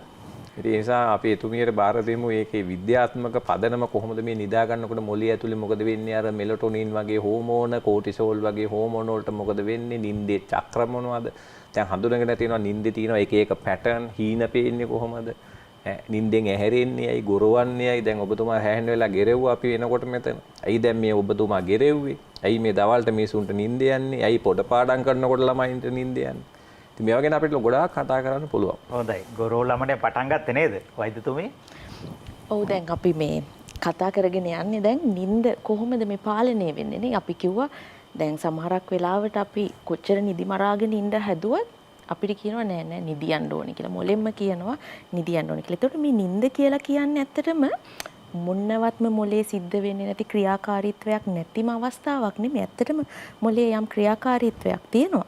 ඒ වගේම තමයි මේ නිින්ද කියන එක පාලනය කරලා දෙන්නේ මොලෙන්ම තමයි. මේකේ අපි පෙන්නනවා මේ නිින්ද කොහොමද අපි කියනවා සර්කේඩියන් රිද්ම්. ඒ කියන්නේ අපේ ඇඟේ තියෙනවා බයොලොජිකල් ක්ලොක් එකක්. එහෙම නැත්නම් අපි කියනවා ජීව විද්‍යාත්මක ඔරලෝසුවක් ක්‍රියාත්මක වෙනවා අපේ ඇඟේ. ඉතින් මේකෙන් තමයි කියන්නේ හරි මේ වෙලාවට නිදියන්න ඕනේ. මේ වෙලාවට හැරිලා ඉන්න ඕනේ කියලා. මේකට ප්‍රධානම සාධකය තමයි හිරු එළිය. ආලෝකය කියන එක. ඒකට අපේ ඇහැට ආලෝකය එනකොට මේ දවල් කාලේ උදේවරුේ අපිට මේ ආලෝකය එනකොට මේ ආලෝකයේ පිළිබඳ පණිවිඩ අරගෙන යනවා හයිපොතැලමස් කියලා මේ හඳුන්වන මේකේ මේ රූප සටහනේ න රතු පාටින් පෙන්නලා තියෙනවා. මෙතන තියෙන යම් අවයවයක් කරා මේගොල්ලෝ මෙතෙන්ට මේක ආපුවාම ඒගොල්ලෝ කරනවා මේ පයනියල් ග්ලෑන්ඩ් එකක් කියලා තියෙනවා. මේකෙන් තමයි මේ මෙලටොනින් කියන හෝමෝනේ නිපදවන්නේ. ඉතින් මේ මෙලටොනින් හෝමෝනේ තමයි අපේ නිින්ද පාලනය කරන අපිට වැදගත්ම වෙන හෝමෝනය. ඉතින් හිරු එළිය තියෙන වෙලාවට කරන්නේ මේ එන ආලෝකය පිළිබඳ පණිවිඩය ඇහෙන් එන පණිවිඩය මෙලටොනින් හෝමෝ පණිවිඩය අරගෙන මේ මෙලටොනින් හෝමෝනය නිපදවෙන එක අඩු කරනවා. මෙලටොනින් හෝමෝනය තමයි නිින්දට අවශ්‍ය. එතකොට මේ හෝමෝනය අඩු වෙන හින්දා නිින්ද නැතුව යනවා. හැබැයි රාත්‍රී කාලයේ වෙනකොට මේ ආලෝකය නැති වෙලා යනකොට රාත්‍රී අඳුරු බව එනකොට නැවතත් මොකද වෙන්නේ මේ මෙලටොනින් කියන එක ක්‍රියාකාරී වෙන්න පටන් ගන්නවා. ඒතකොට මෙලටොනින් වල ක්‍රියාකාරීත්වය නැවතත් ආපුවාම අපේ නිින්ද ඇති වෙනවා. නැවතත් පටන් ගන්නවා. ඉතින් දැන් මේ මම මුලින් කිව්වා මේ නිින්ද කියන එක ගතම මොලේ යම් යම් ක්‍රියාකාරීත්වයන් වෙනවා කියලා. ඉතින් අපිට පුළුවන්කම තියෙනවා මේ විද්‍යාඥයෝ හොයාගෙන තියෙනවා මොලේ විවිධ ඉලෙක්ට්‍රෝඩ පාවිච්චි කරලා විද්‍යුත් මේ මොලේ තියෙන විද්‍යුත් ක්‍රියාකාරීත්වය තේරුම් අරගෙන මොලේ මේ නිින්දේදී මොකද්ද වෙන්නේ කියලා හොයාගෙන තියෙනවා. එතකොට අපි මේ මොලේ සිද්ධ වෙන විද්‍යුත් ක්‍රියාකාරීත්වය පිළිබඳ වැඩියෙන් කතා කරමු. මම ඒකට මේ අපේ බෝඩ් එක ළඟටම ගිහිල්ලා කතා කරන්නම්. එතකොට මේ විද්‍යුත් ක්‍රියාකාරීත්වය මොලේ තියෙන මේ විද්‍යුත් ක්‍රියාකාරීත්වය පිළිබඳ බලන එක අපි කියනවා EEG කියලා. එහෙම නැත්නම් ඉලෙක්ට්‍රෝ එන්කෙෆලෝග්‍රෑම් කියලා කියනවා. මෙන්න මේ පරීක්ෂණය මගින් තමයි මේ මොලේ සිද්ධ වෙන විද්‍යුත් ක්‍රියාකාරීත්වය පිළිබඳව විද්‍යාඥයෝ කතා කරන්නේ. මේ විශේෂයෙන්ම නිින්ද පිළිබඳ විද්‍යාඥයෝ මේ ගැන කතා කරන්නේ. එතකොට මේ නිින්ද ඇත්තටම අවදි දෙකක් තියෙනවා. නිින්දේ ප්‍රධාන අවදි දෙකක් තියෙනවා. මේක අපි ඉංග්‍රීසියෙන් නම් කියනවා non REM sleep සහ REM sleep කියලා. මම මේක මොකක්ද කියලා කියන්නම්. එතකොට මේ REM කියලා වචනෙන් කියන්නේ අපේ නිින්දේ එක අවස්ථාවක් තියෙනවා ඇස් නිතරම වේගයෙන් චලනය වෙන. එතකොට ඇස් නිතරම වේගයෙන් චලනය වෙන නිින්දේ අවස්ථාවක් තියෙනවා. ඒ වගේම වේගයෙන් චලනය නොවන අවස්ථාවක් තියෙනවා. එතකොට දැන් අපි නිදා ගන්න කියලා ඇඳට ගියපුවාම පළවෙනි විනාඩි 5 විතර මේ අවදි අවස්ථාවේ ඉඳලා නිින්දට නැවත වැටෙන අවස්ථාව මේ non REM sleep එකේ පළවෙනි අවස්ථාව stage 1 කියලා හඳුන්වනවා. මෙන්න මේකෙදි අපි විනාඩි 5ක් විතර වගේ මේ අවස්ථාවේ ගත කරනවා. ඕගොල්ලන්ට සමහර විට දැනිලා ඇති නිින්දට ගියපු ගමන් එකපාරටම ඇඳෙන් වැටෙනවා වගේ දැනිලා ඇති. එකපාරටම නිකන් ගැස්සීමක් ඇති වෙනවා වගේ දැනිලා ඇති. මෙන්න මේ දේවල් සිද්ධ වෙන්නේ මේ නිින්දේ මෙන්න මේ පළවෙනි විනාඩි 5 ඇතුළතදී. මේ පළවෙනි විනාඩි 5 ඇතුළතදී අපි කවුරු හරි ඇහැරෙව්වොත් එහෙම ඒගොල්ලෝ කියයි මට නිින්ද ගියේ නෑ. නිින්ද ගියා කියලා මතකයක්වත් නෑ කියලා. මේ අවස්ථාවේ තියෙන විශේෂ ලක්ෂණය. එතකොට දෙවෙනි අවස්ථාවට යනකොට මේ non REM sleep එකේම දෙවෙනි අවස්ථාව මේකට යනකොට දැන් අපේ ඇඟ තවත් ටික මොලේ ක්‍රියාකාරීත්වය චුට්ට අඩු වෙලා දැන් මේ නිින්ද තවත් ගැඹුරු වෙනවා. deep sleep එකට යනවා. හෘදේ වස්තුවේ හෘද ස්පන්දන වේගය අඩු වෙනවා. අපේ බොඩි එකේ ටෙම්පරේචර් එක අඩු වෙනවා. ඒ වගේම මොලේ විද්‍යුත් ක්‍රියාකාරීත්වය අඩු වෙනවා. ඒකට මේක තමයි මේ stage 2 sleep එකේදී වෙන්නේ. ඒ කියන්නේ අපිව තව දුරටත් ගැඹුරු නිින්දකට අරගෙන යනවා. ඉතින් මේ නිින්ද අවස්ථාවෙත් විනාඩි 20ක් විතර වගේ කාලයක් අපි ගත කරනවා. ඊට පස්සේ අපි යනවා stage 3 කියන එක. මේකට අපි කියනවා deep sleep. මේක තමයි ගැඹුරුම නිින්ද අවස්ථාව. මේකට අපේ මොකද මොලේ ක්‍රියාකාරීත්වය ගොඩක් අඩුයි මේ අවස්ථාවේදී. ඒ හින්දා මේකට කියනවා slow wave sleep කියලාත් කියනවා. ඉතින් මේ අවස්ථාවේදී මොලේ ක්‍රියාකාරීත්වය ගොඩක් අඩු අවස්ථාවක්. ඉතින් මේක තමයි ඇත්තටම නිින්දේ ගොඩාක්ම වැදගත්ම අවධිය. මොකද අපි දැන් මේ අපේ චමින්ද කතා කරා කිව්වා මේ නිින්ද අවශ්‍යයි. අපේ ප්‍රතිශක්තිකරණය ඇති වෙන්න අවශ්‍යයි. ඒ වගේම අපි දවල් කාලේ ගබඩා කරගන්න දත්ත ටිකේ මතකය තැම්පත් කරගන්න මේ නිින්ද අවශ්‍යයි. ඒකට අපේ ඇඟේ තියෙන අවයව සහ මොළය නැවත පොඩ රිෆ්‍රෙෂ් කරලා ගන්න නේ නැවුම් කරලා ගන්න මේ නිින්ද අවශ්‍යයි. මේ වැඩ කටයුතු සියල්ලම සිද්ධ වෙන්නේ මෙන්න මේ ඩීප් ස්ලීප් කියන අවස්ථාවේ. ඉතින් මේ නිින්ද හරිම වැදගත් අවස්ථාවක්. එතකොට දැන් මේ නිින්දේ මොළයේ ක්‍රියාකාරීත්වය හොඳටම අඩු වුණාට මාංශ පේශීන් වල ක්‍රියාකාරීත්වය තියෙනවා. ඉතින් ඕගොල්ලෝ අහලා ඇති සමහර විට මේ නිින්දෙන් ඇවිදිනවා කියනවානේ. කට්ටිය සමහරක් වෙලාවට කියනවා නිින්දෙන් කතා කරන අවස්ථා තියෙනවා. නිින්දෙන් ඇඳ තෙමන අවස්ථා තියෙනවා. මේ වගේ දේවල් සිද්ධ වෙන්නේ නිින්දේ මෙන්න මේ අවස්ථාවේදී ගැඹුරු නිින්ද අවස්ථාවේදී. ඊට පස්සේ අපි යනවා දැන් මේ විදිහට ගිහිල්ලා ඔන්න අපි දැන් ඊළඟට එනවා මේ REM sleep කියන එකට. මේකෙදි අපේ ඇහැ දිගටම චලනය වෙනවා මේ REM sleep කියන අවස්ථාවේදී. මේකේ තියෙන විශේෂත්වය තමයි මේකේ නැවතත් මේ මොළයේ ක්‍රියාකාරීත්වය ආයෙමත් එනවා. මොළයේ ක්‍රියාකාරීත්වය ටිකක් වැඩි, ඇස් අහට මෙහෙට යනවා. හැබැයි අපේ මාංශ පේශීන් වල ක්‍රියාකාරීත්වය හොඳටම අඩු වෙනවා. මෙන්න මේ නිින්දෙදි තමයි අපි සිහින දකින්නේ. මෙන්න මේක තමයි සිහින දකින අවස්ථාව. මෙන්න මේ සිහිනවලදී හිතන්න අපි හීනෙන් කාට හරි ගහන්න එහෙම ඕන උණයි කියලා මේ වෙලාවේ මාංශ පේශීත් වැඩ කරොත් එහෙම වටේ ඇඳේ නිදාගෙන ඉන්න අයටත් ගහන්න පටන් ගන්නවා. ඉතින් හීනෙන් ගුටි කන්න වෙනවා. හීනෙන් ගුටි කන්න වෙන අවස්ථාවක් වෙනවා. ඉතින් ඒකින්ද මේක ඉතින් මේ වෙලාවේදී ඇස් නිතරම චලනය වුණත් මොළයේ ක්‍රියාකාරීත්වය ගොඩක් වැඩියෙන් තිබුණත් අපේ මාංශ පේශීන් වල ක්‍රියාකාරීත්වය අඩු වෙනවා. ඉතින් මෙන්න මේක තමයි ඇත්තටම මේ නිින්දෙදි වෙන්නේ. මේකේ තියෙන විශේෂම ලක්ෂණය තමයි මෙන්න මේ කාලය මෙන්න මේ සම්පූර්ණ 1 2 3 ඊට පස්සේ REM sleep එක. මේ සයිකල් 4ක් තියෙනවානේ. මෙන්න මේ සයිකල් 4 මේක මේ චක්‍රයක් විදිහට යන්නේ. එකෙන් දෙකට යනවා, දෙකෙන් තුනට යනවා, ආය REM sleep කියන එකට යනවා, ආයෙම චක්‍රය පටන් ගන්නවා. එක චක්‍රයක් පවතින්නේ විනාඩි 90ක් විතර කාලයක්. විනාඩි 90කින් විතර නැවතත් ආයෙ චක්‍රයක් පටන් ගන්නවා. මෙන්න මේ විදිහට යන සයික්ලිකල් චක්‍රානුකූල අවස්ථාවක් තමයි නිින්ද කියලා කියන්නේ. ඒකට නිින්ද කිව්වහම ඇත්තටම අපේ මොලේ ලොකු වැඩ කොටසක් සිද්ධ වෙන අවස්ථාව. විද්‍යුත් ක්‍රියාකාරීත්වයකුත් වෙනවා. නැවත මොලේ නැවුම් කරගන්න අවස්ථාවකුත් වෙනවා. අපි දවල් කාලේ තිස්සේ පණිවිඩ ලබාගත්ත මේ මෙමරි කොන්සොලිඩේෂන් කියන එක කියන්නේ මතකයන් ගබඩා කරගන්න, ප්‍රතිශක්තිකරණය ඇති කරගන්න. මේ සියලුම දේවල් වෙන්නේ මෙන්න මේ REM sleep, non REM sleep කියලා මාරුවෙන් මාරුවට මේ නිදා ගන්න එකෙන් තමයි. සිහිනෙන් ඔබ මට පෙනෙනවා නම් අවදි නොවී නම් කියලා සින්දුවක තියෙනවා නේද?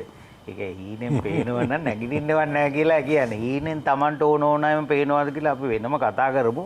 කියන්නේ Tamanට මතක තියෙන අය හිතේ ඇඳුණු රූප හීනෙන් පේනවාද? ඒ මොකද කියලාත් අපිට කතා කරන්න හැකියාව තියෙනවා. අපි කතා කරන්නේ සිහිය, නිින්ද සහ නිර්වින්දනය ගැන. වෛද්‍යතුමා?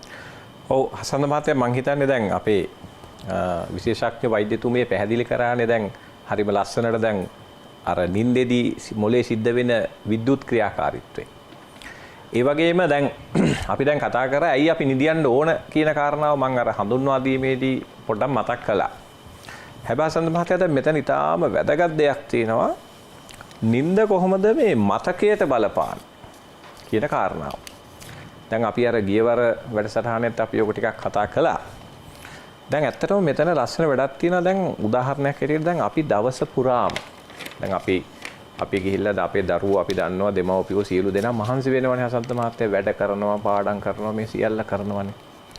එතකොට දැන් මේ දත්ත මම අර ගියවර කතා කරා මේක සිස්ටම් තුනකින් නැත්තම් ක්‍රමවේද තුනක් ඔස්සේ ගිහිල්ලා මොළය ඇතුලේ ගබඩා වෙනවා. අර මෙවලම් සහ උපකරණ ගැන කතා කරපු එකේ බැලුවොත් ඒගොල්ලන්ට තේරෙයි. එතකොට දැන් මේ දත්ත ගෙනහල්ලා මොළය ඇතුලේ ගබඩා වෙලා දැන් මේක අර ස්ථාවර වෙන ක්‍රියාවලිය අපි විද්‍යාත්මකව හඳුන්වන වචනේ තමයි මේ මෙමරි කොන්සොලිඩේෂන් කියන වචනේ. මෙමරි කොන්සොලිඩේෂන් කියන්නේ ඒක තමයි. ඇත්තට මෙමරි කොන්සොලිඩේෂන් කියලා කියන්නේ අසත් මහත්තයා දැන් අර අපි දැන් පාඩම් කරපු දත්තයක් අර මොළය ඇතුලේ සේව් කරගන්න ඕනේ. ඊට පස්සේ තමයි අපිට ඒක අවශ්‍ය වෙලාවට භාවිතා කරන්න පුළුවන් වෙන්නේ. දැන් මෙන්න මේ මෙමරි කොන්සොලිඩේෂන් කියන එක. ඇත්තට මෙමරි කොන්සොලිඩේෂන් කියන එක අපේ දරුවෝ දන්නවා මේක ඇත්තටම වෙන්නේ දැන් අර අපි උපාගමය කියන එකක් අපි මේ දරුවන්ට අපි ඉගෙනුවා අපේ තිස්ස ජනනායක මහත්තයා කීප වතාවක් මේ උපාගමය ගැන. එතකොට මේ උපාගමවල තියෙනවා ප්‍රශ්නයක් ගැටලුවක් මෙමරි කොන්සොලිඩේට් වෙනකොට මේ උපාගමවල හැඩේ වෙනස්කම් සිද්ධ වෙනවා. මේක එක එක කෑලි ඇවිල්ලා වෙනස්කම් වෙනවා. විද්‍යුත් වශයෙන් මේකේ වෙනස්කම් වෙනවා. ඊළඟට උපාගම් වල රසායනික වශයෙන් වෙනස්කම් වෙනවා. අන්නේ කියලු කාරණාවල එකතුවෙන් තමයි මේ මෙමරි කොන්සොලිඩේෂන් කියන වැඩේ වෙන්නේ. ඒතකොට දැන් මේක වෙන්නේ නිදාගත්තට පස්සේ. මේක තමයි ඊටාම වැදගත් කාරණාව. දැන් නිදාගත්තට පස්සේ තමයි මේ වැඩේ වෙන්නේ. මෙමරි කොන්සොලිඩේෂන් වෙන්නේ. එතකොට දැන් දරුවෝ බලන්න හසන්ත මහත්තයා කරන වැරදි වැඩ තමයි රෑ පාඩම් කරනවා මේ 12න් පස්සේ. එතකොට දැන් නිින්දේදී තමයි මෙමරි ගබඩා කරන්න වෙන්නේ. හැබැයි ගබඩා දැන් පාඩම් කරපුවා හිටින්නේ රෑ 12න් පස්සේ පාඩම් කරනවා. ඉතින් ඒ නිසා දැන් දරුවෝ කරන්න ඕන දේ තමයි ඊටාම වැදගත් කාරණාව දැන් පාඩම් කරන දේවල් ටික ගබඩා කරගන්න අවශ්‍ය නම් එයා කළ යුතු දේ තමයි ඇති වෙනකන් ඒ පාඩම් කරලා ඊට පස්සේ නිදා ගන්න ඕනේ. එහෙනම් අපි දරුවන්ට දෙන උපදේශය තමයි ඔබ නිදා ගන්න ඕනේ සාමාන්‍යයෙන් 11:00 වෙනකොට. සාමාන්‍යයෙන් දැන් මේකත් එක්ක සම්බන්ධ විශේෂ හෝමෝනයක් ගැන අපේ අමිලා වෛද්‍යතුමිය කතා කළා. මම හිතන්නේ අපි රූපේ පොඩ්ඩක් මතක් කරමු ආපහු ඒ රූපේ දැම්මොත් ඔබට දකින්න නැති අර මෙතන අර දැන් මේකත් එක්ක සම්බන්ධයක් තියෙනවනේ හසන්ත මහත්තයා සූර්යාලෝකේ. දැන් සූර්යාලෝකය දැන් අපේ අමිලා වෛද්‍යතුමිය පෙන්නුවා බයොලොජිකල් ක්ලොක් එකක් තියෙනවා කියලා. බයොලොජිකල් ක්ලොක් එකක්.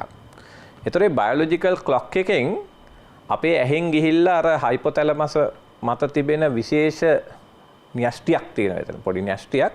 ඒ න්‍යෂ්ටියෙන් තමයි උද්දීපනය දෙන්නේ පයිනයිල් ග්‍රන්ථිය නැත්නම් පීනයිල් ග්‍රන්ථියට උත්තේජනයක් දීලා මෙලටොනින් කියන හෝමෝනය හදනවා.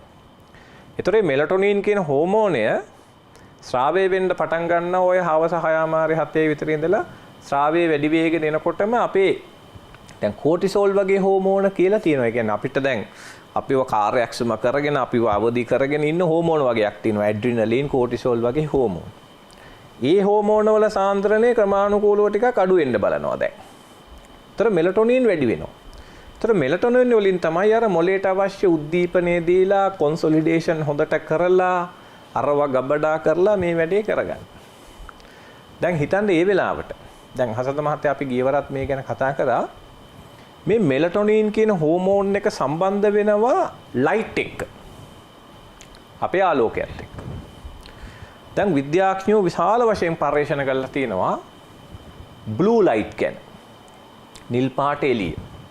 දැන් ඒවා තියෙනවා කියලා හොයාගෙන තිනවා විශේෂයෙන්ම ටැබ් වල තිර, පරිගණකවල තිරේ, අපේ ටෙලිවිෂන් වල තියෙන තිරේ, ඊළඟට අපේ ජංගම දුරකථන තිරේ, මේ ෆ්ලොරසන් බල්බ් වල ඒවැ තිර මේ එන ආලෝකේ මේවා තියෙනවා කියලා හඳුනගෙන තියෙනවා.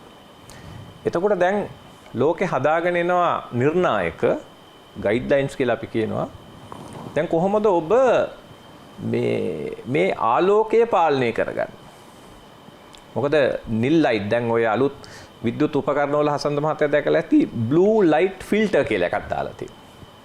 ඊළඟට කණ්ණාඩි හදනවා. ඒ මොකද ඒකේ කාරණා දෙකක් අපි ගියවරත් කිව්වා. මෙලටොනින් කියන හෝමෝන් එක සංවේදී වෙලා මෙලටොනින් ප්‍රමාණය අඩු වෙනවා බ්ලූ ලයිට් වැඩි වුණොත්.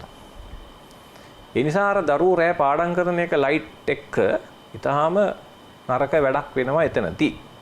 හැබැයි අපිට බ්ලූ ලයිට් කපලා බ්ලූ ලයිට් වල ප්‍රමාණය අඩු කරලා ඊට වඩා ඩිම් ලයිට් එකක් අරගෙන දැන් අලුතෙන් හඳුන්වලා දෙනවා ඒ දැන් එක එක ටැබ් වල තියෙන මේවල ඩිම් ලයිට් දැන් අපිට ඇත්තටම කියවන්න වෙනවනේ හසන්ත මහත්තයා. දැන් අපිට මේ දවස්වල වැඩ කරන්න වෙන්නෙම විද්‍යුත් උපකරණත් එක්ක. ඒ නිසා අපිට ලැප්ටොප් වල වැඩ කරන්න වෙනවා. හැබැයි අපි ලැප්ටොප් වල වැඩ කළොත් බ්ලූ ලයිට් කපාගෙන ඔය කියන හානිය අවම කරන්න පුළුවන්. හැබැයි මෙතන එන්ටර්ටේන් කරන්න ගියොත් දැන් අපිට දැන් ප්‍රශ්නේ තියෙන්නේ ළමයි මේ පාඩම් කළා දැන් පාඩම් කළා එන්ටර්ටේන්මන්ට් කරන්න පටන් ගන්නවා 10න් පස්සේ. එතකොට දැන් එන්ටර්ටේන් කරන්න බෑනේ අර ලයිට් හරියට නැතුව. ටීවී එකේ ලයිට් ඔක්කොම අරගන්න වෙනවා අපිට. එතකොට මොකද වෙන්නේ ළමයින්ට අන්න දැන් පාඩම් කරපු වෙලාවේදී දැන් ළමයි ඒක තමයි වැරද්ද කරන්නේ. දැන් ඒගොල්ලෝ උඩට පාඩම් කරලා මහන්සි වෙලා දැන් අපි කරන්නේ නිදිය ගන්න එකනේ. දැන් ළමයි කරන්නේ මොකද්ද? අද සෑහෙන පාඩම් කරා කියලා රැයට චිත්‍රපටියක් එහෙම බලලා හොද්දට ගේම් ගහලා රැය 12ට එකට නිදා ගන්න පටන් ගන්නවා. දෙකේ කරුණු දෙකක් තියෙනවා. දැන් අපි හිතමු බය හිතෙන චිත්‍රපටියක් අපි බලනවා. බය හිතෙන චිත්‍රපටියක් බලනකොට මොකද වෙන්නේ? අර ඔක්කොම කෝටිසෝල් හෝමෝන, ඇඩ්‍රිනලින්, නොරැඩ්‍රින් වගේ හෝමෝන, අර ස්ට්‍රෙස් එකට අදාළ හෝමෝන ඔක්කොම වැඩි වෙනවා දැන්. දැන් ඒකේ ප්‍රතිඵලයක් හැටියට මොකද වෙන්නේ? ආපහු මෙලටොනින් අඩු වෙනවා. ඉතින් මේක අවසාන ප්‍රතිඵලය වෙන්නේ හසන්ත මහත්තයා මෙමරි කොන්සොලිඩේෂන් කියන එක වෙලා නැහැ. ඒ නිසා දැන් අපේ දරුවෝ හරියට මේක කල්පනා කරන්න ඕන. දැන් අපිට විද්‍යුත් උපකරණ එක්ක ජීවත් වෙන්න වෙනවා. ඒක ගැන කතාවක් නැහැ. ඒක අපි තාක්ෂණයත් එක්ක යා යුතුයි. හැබැයි මේවා ගැළපෙන පරිදි පාවිච්චි කිරීම සඳහා මේ ලැප්ටොප් එක අපිට හරි ප්‍රයෝජනවත්. දැන් හසන්ත මහත්තයා මම පාවිච්චි කරන ලැප්ටොප් මේ අපි පාවිච්චි කරන දුරකථන හරි වැදගත්. අපි මේ කරුණු හොයාගත්තේ නැහැ. නැත්තම් අපි කොහෙද මේ ඇමරිකන් ඇකඩමි ඔෆ් ස්ලීප් මෙඩිසින් හොයන්නේ? ඇමරිකාවේ යන්නේ දැන්. නිසා අපිට දැන් මේ හාවර්ඩ් විශ්වවිද්‍යාලය කරන පරීක්ෂණ අපි හොයාගන්නේ මේ අන්තර්ජාලය හරහා. ඒ නිසා අපිට ඒව ගැන වාදයක් නැහැ. ඒතර මම දෙන අවවාදය මෙච්චරයි මේවා ගැළපෙන පරිදි යොදා ගැනීම සඳහා අපි දරුවෝ දැනුවත් වෙන්න ඕන. දෙමව්පියෝ දැනුවත් වෙන්න ඕන. ඒ නිසා අපි දරුවන්ට කියමු ඔබ පාවිච්චි කරන්න මේ දේවල්. ගැටලුවක් නැහැ, ප්‍රශ්නයක් නැහැ. හැබැයි ඔබ වඩා හොඳයි මේ විද්‍යුත් උපකරණ වලින් ටිකක් රාත්‍රී කාලෙට අයින් වෙනවා නම් එන්ටර්ටේන්මන්ට් වැඩවලින්. කියන්නේ චිත්‍රපටි බලන ඒවා, ගේම් ගහන ඒවාෙන් දරුවෝ රාත්‍රියට අයින් වෙන්න ඕන. හැබැයි ඔබ ඔබේ අධ්‍යාපන කටයුතු කරන්න. හැබැයි එතනදිත් ඔබ පරිස්සම් වෙන්න ඕන අර බ්ලූ ලයිට් එක. එහෙම නැත්නම් ඩිම් ලයිට්. දැන් ෆ්ලොරසන් ලයිට් දාන එකත් එච්චර හොඳමදි කියලා කියන්නේ. දැන් මේ සාමාන්‍යයෙන් ඩිම් ලයිට් එකක් එක්ක නිල් ආලෝකයේ අඩු අනිත් එක නිල් ආලෝකයේ ඊළඟ වැදගත් දෙයක් හොයාගෙන තිනවා අර මොලේ ඇතුලේ ගිහිල්ලා අපි දැන් අපි දන්න ඕනම උත්තේජයක් ඇහි තියෙන දෘෂ්ටි විතානේ. ඒ දෘෂ්ටි විතානේ ගිහිල්ලා ඒ ආලෝකයේ වදින තැනටත් හානි වෙන්න පුළුවන් කියලා. ඒ නිසා බ්ලූ ලයිට් ගැන අන්තර්ජාලයට ගිහිල්ලා බලන්න විශාල වශයෙන් පර්යේෂණ විවිධ විශ්වවිද්‍යාලවල කරලා තියෙනවා. ඒ නිසා මට හිතෙනවා හසන්ත මහත්තයා මේවා නිନ୍ଦ මෙලටොනින් සහ මේ ගැනත් අපි දැනුවත් වීම වැදගත් කියලා. වෛද්‍යතුමීනි ඔය නිନ୍ଦ ගැන කතා කරද්දී සමහරුන්ට ඇඳක් දැක්ක හැටි නිදිමත එනවා. හොරෙන් බලනවා ඇඳ දිහාත් මේ වෛද්‍යතුමා හැම කරලත් පෙන්න. හොරෙන් බලලා හැටි ඇඳ දිහා වඩක් කරලා. ඇඳක් දැක්කහම නිදිමත එන අය ඉන්නවා. සමහරුන්ට නිදා ගන්න ඇඳක් ඕන. නිකම්ම ඇඳක් තිබ්බට බෑ ලස්සන කොට්ටයක් ඕන. හොඳට රෙද්ද දාලා පිළිවෙලට තිබ්බහම තමයි එයාට නිදිමත එන්නේ පරිසරය. අර කිව්වා වගේ ආලෝක තත්ත්වය හොඳට ලයිට් දාගෙන නිදා ගන්න බෑ සමහරුන්ට කරවල වෙන්න ඕන. සමහරුන්ට නම් ගහක් ගලක් උඩ වුණත් කමන්නේ නිින්ද යනවා ආයේ නෑ මක් කොල්ලවත් ඇහැරවන්න බැරුව ගස් උඩ හිටන්නේ නිදා ගන්න පුළුවන්. ඒ විතරකයි ගෝරු වුණා. ගලයි ගෝරු කියන්නේ ගහක් ගලක් උඩ වුණත් නිදාගෙන ගොරෝනා ඉන්නවා. ඔය ගෙරවිල්ල ගැනත් අපි පොඩ්ඩක් කතා කරමු. මොකටද හැබැයි ඔය ගොරවන්නේ? ඔව් දැන් හොඳ තැනකට තමයි ආවේ හසන්ත මහත්තයා. හැමෝටම තියෙන ප්‍රශ්නය ගොඩක් දෙනකොට තියෙන ප්‍රශ්නයක් තමයි මේ නිින්දෙන් ගොරවන්නේ ඇයි කියන එක. ඉතින් මේ නිදාගත්තාම මම අර මුලින් කතා කරා මාංශ පේශීන් පොඩ්ඩක් ලිහිල් වෙනවා කියලා නිින්දෙදී.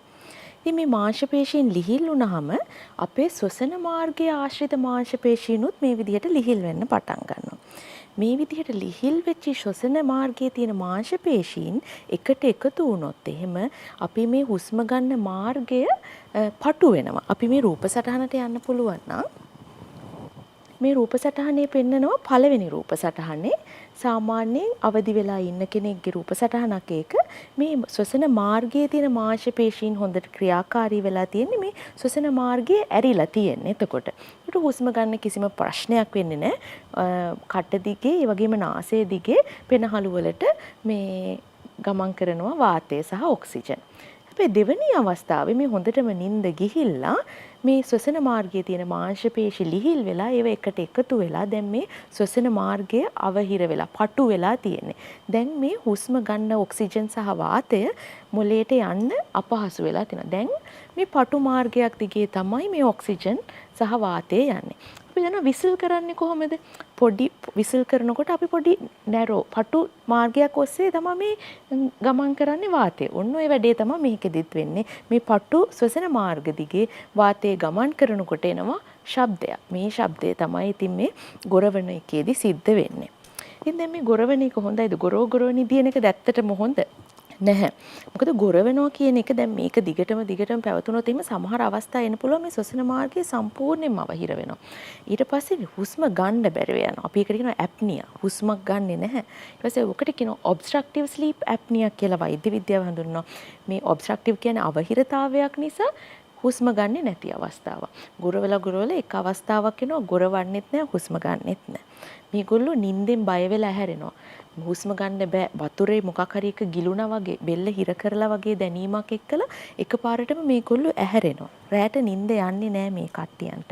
මේක එච්චර හොඳ තත්වයක් නෙමෙයි. මේක රෝගී තත්වයක්.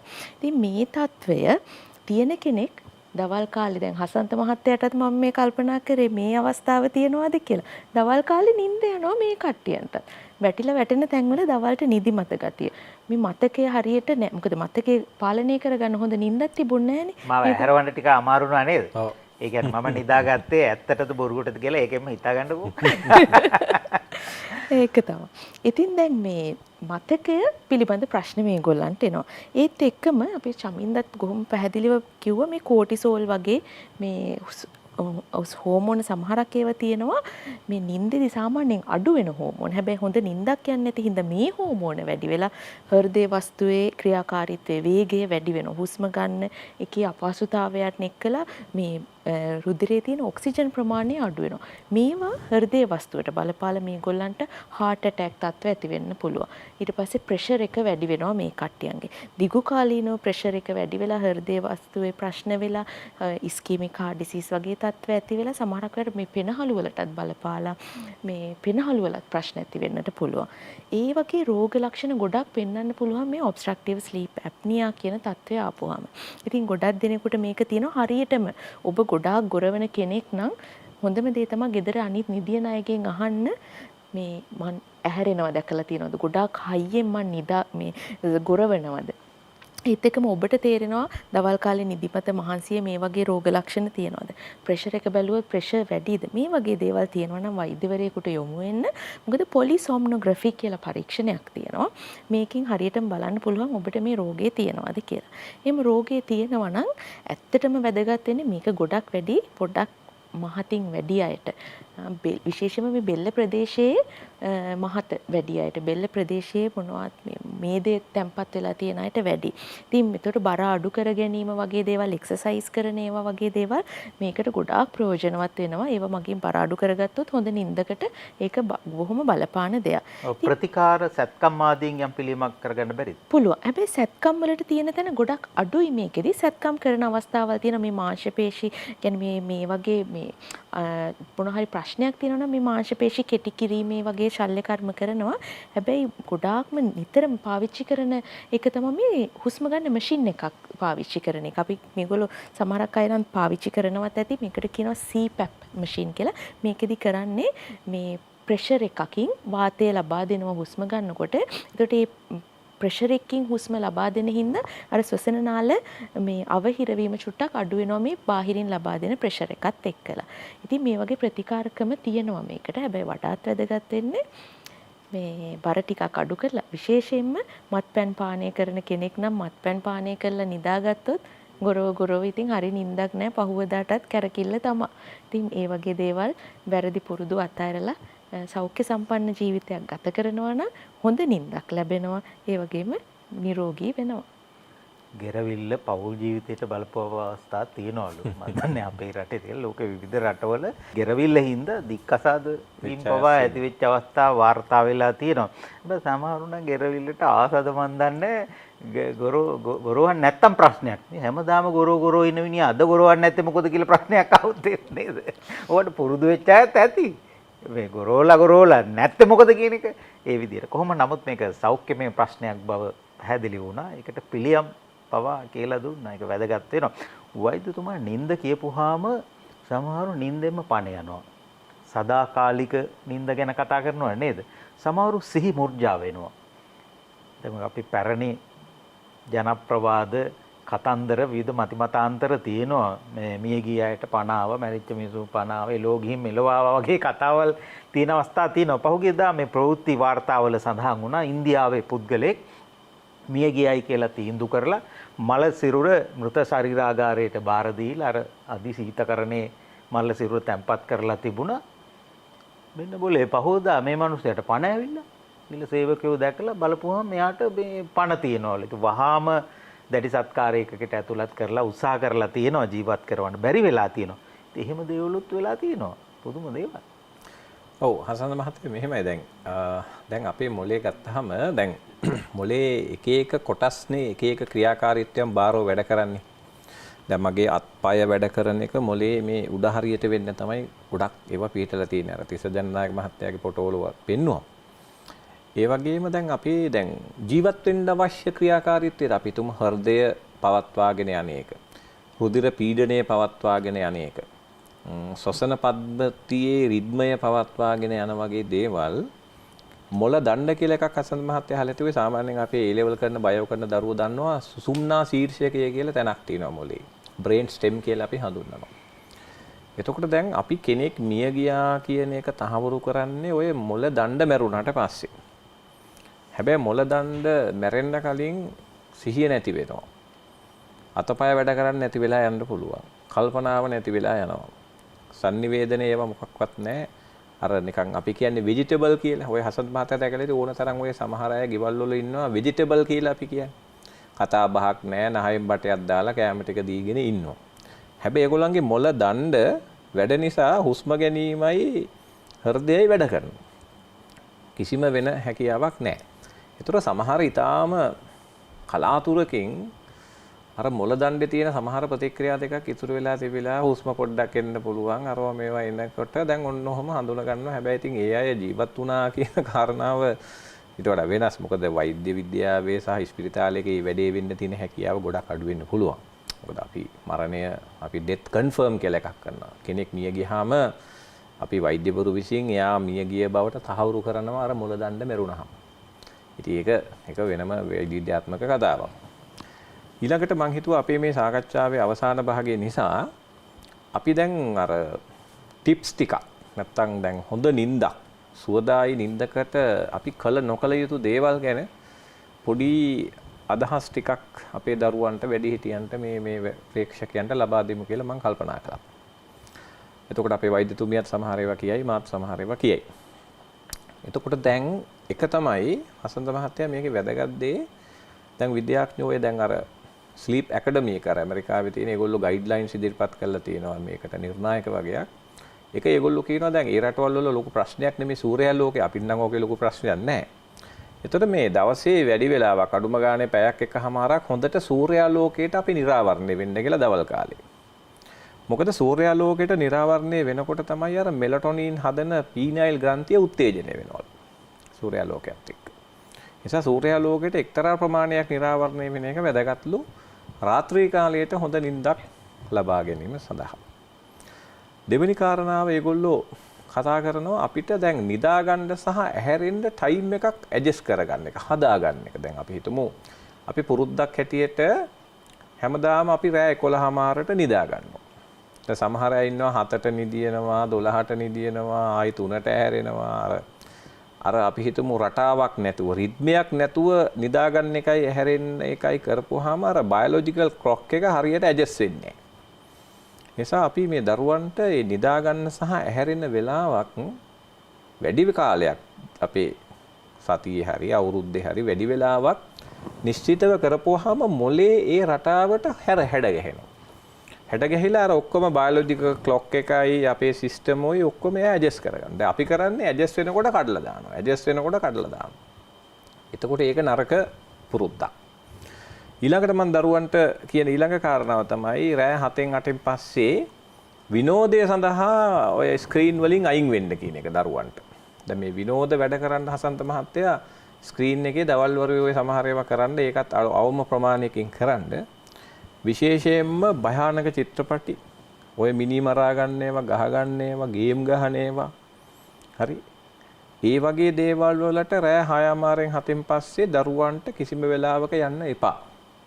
මොකද එතකොට ඔබේ ඇඟේ ඇතුලේ කෝටිසෝල් ලෙවල් එක වැඩි වෙන්න පුළුවන්, ඇඩ්‍රිනලින් වැඩි වෙන්න පුළුවන්, මෙලටොනින් කියන හෝමෝන් එක වේගෙන් අඩු වෙන්න පුළුවන්. එතකොට එවැනි දරුවන්ට නිින්ද සම්පූර්ණයෙන්ම අවුල් වෙලා ඇඟ මහත් වීම, ඔය කියන විෂාදික ලක්ෂණ, පස්සේ කාලයක දියවැඩියාව, හෘදයාබාධ සහ මතකයේ තියෙන ගැටලු අනිවාර්යෙන් එනවා. නිසා දැන් අපි දරුවෝ හම්බ වෙනවා හසන්ත මහත්තයා අර නයිට් ටයිම් ඩේටා ගන්න ගිහලා රෑ 12 2 3 වෙනකන් ගේම් ගහන ළමයි මගේ ජීවිතේ මම දැකලා තියෙනවා මගේ ප්‍රතිකාරවලදී. නිසා මේ දරුවන්ට මම මේ බොහොම ආදරයෙන් කියන්නේ ඔබ මේ සියලු පුරුදු නවත්තන්න. මේවා කරන්න එපා. මොකද ඔබ ඔබේ ජීවිතයට ආදරේ නම්, ඔබේ හෘදයට ඔබ ආදරේ නම්, ඔබේ මොළයට ඔබ ආදරේ නම්, ඔබේ සෞඛ්‍යයට ඔබ ආදරේ නම් මේ පුරුදු නවත්තන්න. හැබැයි ඔබ ස්ක්‍රීන් පාවිච්චි කරලා පොත් පාඩම් කරාට අර සෞඛ්‍ය ආරක්ෂිත ක්‍රමවලින් අර බ්ලූ ලයිට් අඩු කරගෙන ඩිම් ලයිට් දාගෙන යම්කිසි විදියක අර අවශ්‍ය ප්‍රශස්ත ආලෝක තරංගත් එක්ක ඔබ මේ ඉස්කෝලේ වැඩ ටික කළා කියලා මේකේ ප්‍රශ්නයක් නෑ හසන්ත මහත්තයා. ඒවා ලැප්ටොප් වලින් කරන්නේ. ඒකේ කිසි ගැටලුවක් නෑ. එතකොට ඒක ඊළඟ කාරණාව. දෙවෙනි එක විද්‍යාඥයෝ කතා කරනවා හසන්ත මහත්තයා දැන් මේ නිින්දේදී ඊටාම වැදගත් කාරණාවක් හැටියට සලකනවා මේ උෂ්ණත්වය අඩු වෙනවා කියලා. ශරීරයේ උෂ්ණත්වය එක්තරා ප්‍රමාණයකට අඩු වෙනකොට අරකේනවා. එතකොට දැන් හොට් බාත් කියලා අපි කියනවා. ඒ කියන්නේ දැන් උණුසුම් වතුර හැම ගෙදරකම මේක නැති වෙයි. නමුත් අපි හිතමු මේ ශීත පළාත්වල ඉන්න අයට අර උණුසුම් වතුර වලින් රැට නාන එක වලින් අර රුධිර වාහිනී වැඩියෙන් විස්තරණය වෙන නිසා අපේ ඇඟේ තියෙන මේ උෂ්ණත්වය හොඳට පාලනය වෙලා අවශ්‍ය ටෙම්පරේචර් එක හරියටම පවත්වා ගන්නවා. ඒ නිසා උණුසුම් හොට් බාත් එකකට පස්සේ නිින්ද ආරම්භ කරන එකෙන් සුවදායි නිින්දක් ඇති වෙන බවට ඔය ඇමරිකන් ස්ලීප් ඇකඩමි එක පරීක්ෂණාත්මක වාර්තාවක පෙන්නනවා. ඉතින් ඒවත් මේකට එකතු වෙලා තියෙන කාරණා. ලයිෆ්බෝයි ෂැම්පූල ඇති කිරි ප්‍රෝටින් සහ මල්ටිවිටමින් හිස කෙස් මුල සිට පෝෂණය කර ශක්තිමත් කරයි.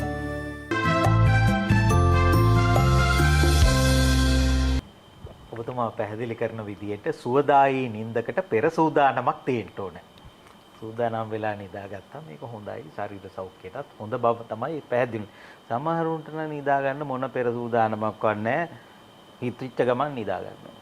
ඒ කියන්නේ මට නිදා ගන්න ඕන කියලා හිතවිච්ච ගමන් නින්දර ඇහැරෙන වැඩෙත් කරනවනේ. හරියටම 6ට ඇහැරෙන්න ඕන 6ට ඇහැරෙනා ඉන්න. මම මේක චර්යාවක් පුරුදු වෙලා කාලාන්තරයක් තේමෙන්න 8ට නිදා ගන්න ඕන නම් ඒ 8ට නිදා ගන්නම ඕනයි ඉන්නවා. මම දන්න චරිතය ඉන්නවා. ඒ වෙලාව කොහොම හරි මගාරින් නැතුව නිදා ගන්නයි. සමහරුන්ට නම් ඔය බස් රථ වලට එහෙම නැග්ගාම හදිසි එනවා. අර හදිසි පෙර සූදානමක් නැති නිදා ගැනීම කවුරු හරි දැක්කොත් එම ආසනේ දෙන්න දැන් මේ දවස්වල නැහැ ඊට පරතරේ තියලා වාඩි වෙන්න ඕනේ. සමහරුන්ට ළඟ ඉන්න කෙනා අනුවත් නිදිමත එනවා තියෙනවනේ. ඒ කියන්නේ පරිසරේ බලපානවා කියවනේ ළඟ ඉන්න කෙනත් බලපානවා නිදිමතට කියලා හොඳින් මතක තියාගන්න ඕනේ. අපි දැකලා තියෙනවා නිකන් ඔළුව සාක්කුවේ දාගෙන නිදාගෙන ඉන්න අය දැකලා තියෙනවා. ඔළුව එහා පැත්තට කඩා වැටිච්ච අය දැකලා තියෙනවා. හොර නින්ද ඔය හොර නින්ද ගැන කතා කරද්දී පොඩි ළමයි එහෙම ඉන්නවා මක්කොල්ලවත් ඇහැරවන්න බෑනේ ඈ චූටි පුතාලා ඒ මොන නින්දද කියලා අපි වෙනම කතා කරන්න ඕනේ වෛද්‍යතුමේ. ඔව් දැන් අපි මේ කතා කරගෙන අපි සුවදායි නිින්දක් ලබා ගන්න මොනවද අපිට කරන්න පුළුවන් දේවලුත් එක්කලානේ. ඉතින් දැන් මේ චමින්ද කියපු ටිකට මම තව ටිකක් එකතු කරන්න.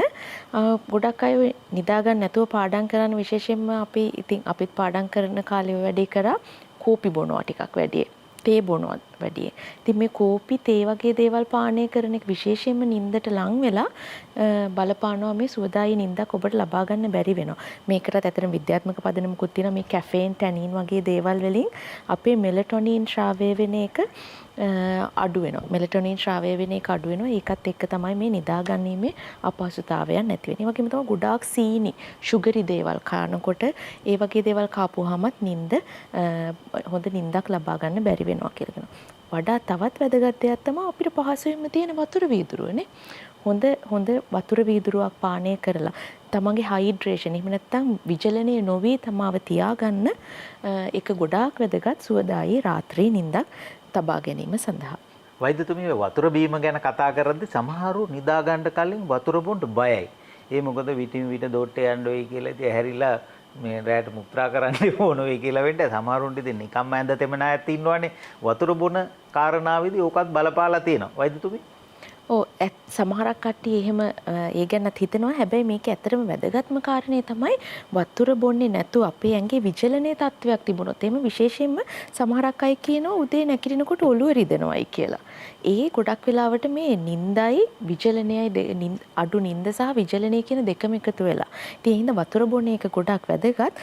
නින්දෙන් ඔය ඇඳ තෙමනවා කියන කාරණේ ගත්තොත් එහෙම ඉතින් මේක නම් අර මම මුලිනුත් කිව්වා අපේ ඩීප් ස්ලීප් එකේ එක අවස්ථාවකදී මේක වෙන්න පුළුවන්. මේක ඉතින් ඇත්තටම සමහරක් වෙලාවට රෝගී තත්වයක් විදිහටත් සලකනවා. ඉතින් මේ ඒ විතරක් නෙමෙයි දැන් අපි කියවන වතුර හොඳට බොන්න ඕනේ, කන දේවල් මොනවද පාලනය කරගන්නේ. ඒ වගේම තමයි දවල් කාලේ හොඳට එක්සර්සයිස් කරන එක. ඒකත් වැදගත්. දවල් කාලේ නිදියන්න යන්න එපා. දවල් කාලේ විශේෂයෙන්ම ඩීප් ස්ලීප් එකකට ගියොත් මම අර මුලින් කිව්වා වගේ අපේ තියෙනනේ බයොලොජිකල් ක්ලොක් එක. මේ බයොලොජිකල් ක්ලොක් එකේ දවල් කාලේ ඩීප් ස්ලීප් කියන එක આવොත් අපේ රාත්‍රියේදී නිින්දේ තියෙන අවශ්‍යතාවය අඩු වෙනවා. එතකොට රැට නිදා ගන්නට බැරි වෙනවා.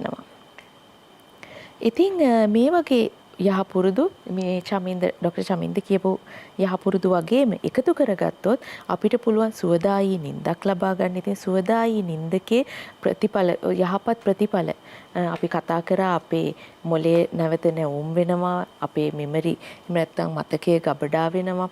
ඒ වගේ වටිනා අවශ්‍යතාවයක් තමයි මේ නිින්ද කියන. ඉතින් සුවදායි නිින්දක් ලබා ගන්න එක විශේෂම හොඳ සෞඛ්‍ය පුරුද්දක් විදිහට හඳුන්වලා දෙන්න පුළුවන් මේ වෙලාවේ. නිින්දෙන් ඇවිදින එක, හීනෙන් දොඩවන එක, නිින්දෙන් ඇඳ තෙමෙන එක උමනා නම් නවත්ත ගන්නට පුළුවන් නේද වෛද්‍යතුමා? මනෝවිද්‍යාත්මක ප්‍රතිකර්ම ඇති වට. ඔව් මම හිතනවා හසන්ත මහත්තයා දැන් ඒක අර ડોක්ටර් අමිලා කිව්වා වගේ දැන් නිින්දෙන් ඇද තෙමන එක යම් පොඩි රෝගී අවස්ථාවක්. ඒකට අපි ඉස්සෙල්ලාම ඇත්තටම අර යුරොලොජිස්ට් කියලා අපි ඉන්නවා. ඒ කියන්නේ මුත්‍රා සම්බන්ධ වෛද්‍යවරයෙක්ගේ තක්සේරුවක් ගන්නවා අපි මෙයාට යම් කිසි වෙන ආබාධයක් නැත්තම් අපි ඒක දකිනවා මනෝ විද්‍යාත්මක පොඩි ප්‍රශ්නයක් හැටියට. ඉතින් ඒ සඳහා ඕන තරම් මනෝවිද්‍යාත්මක ප්‍රතිකාර තියෙනවා. සිහිය, නිନ୍ଦ සහ නිර්වින්දනය අපේ පාඩම වෛද්‍ය චමින්ද වීරසිරිවර්ධන මහත්මයාට ස්තුතිවන්ත වෙනවා.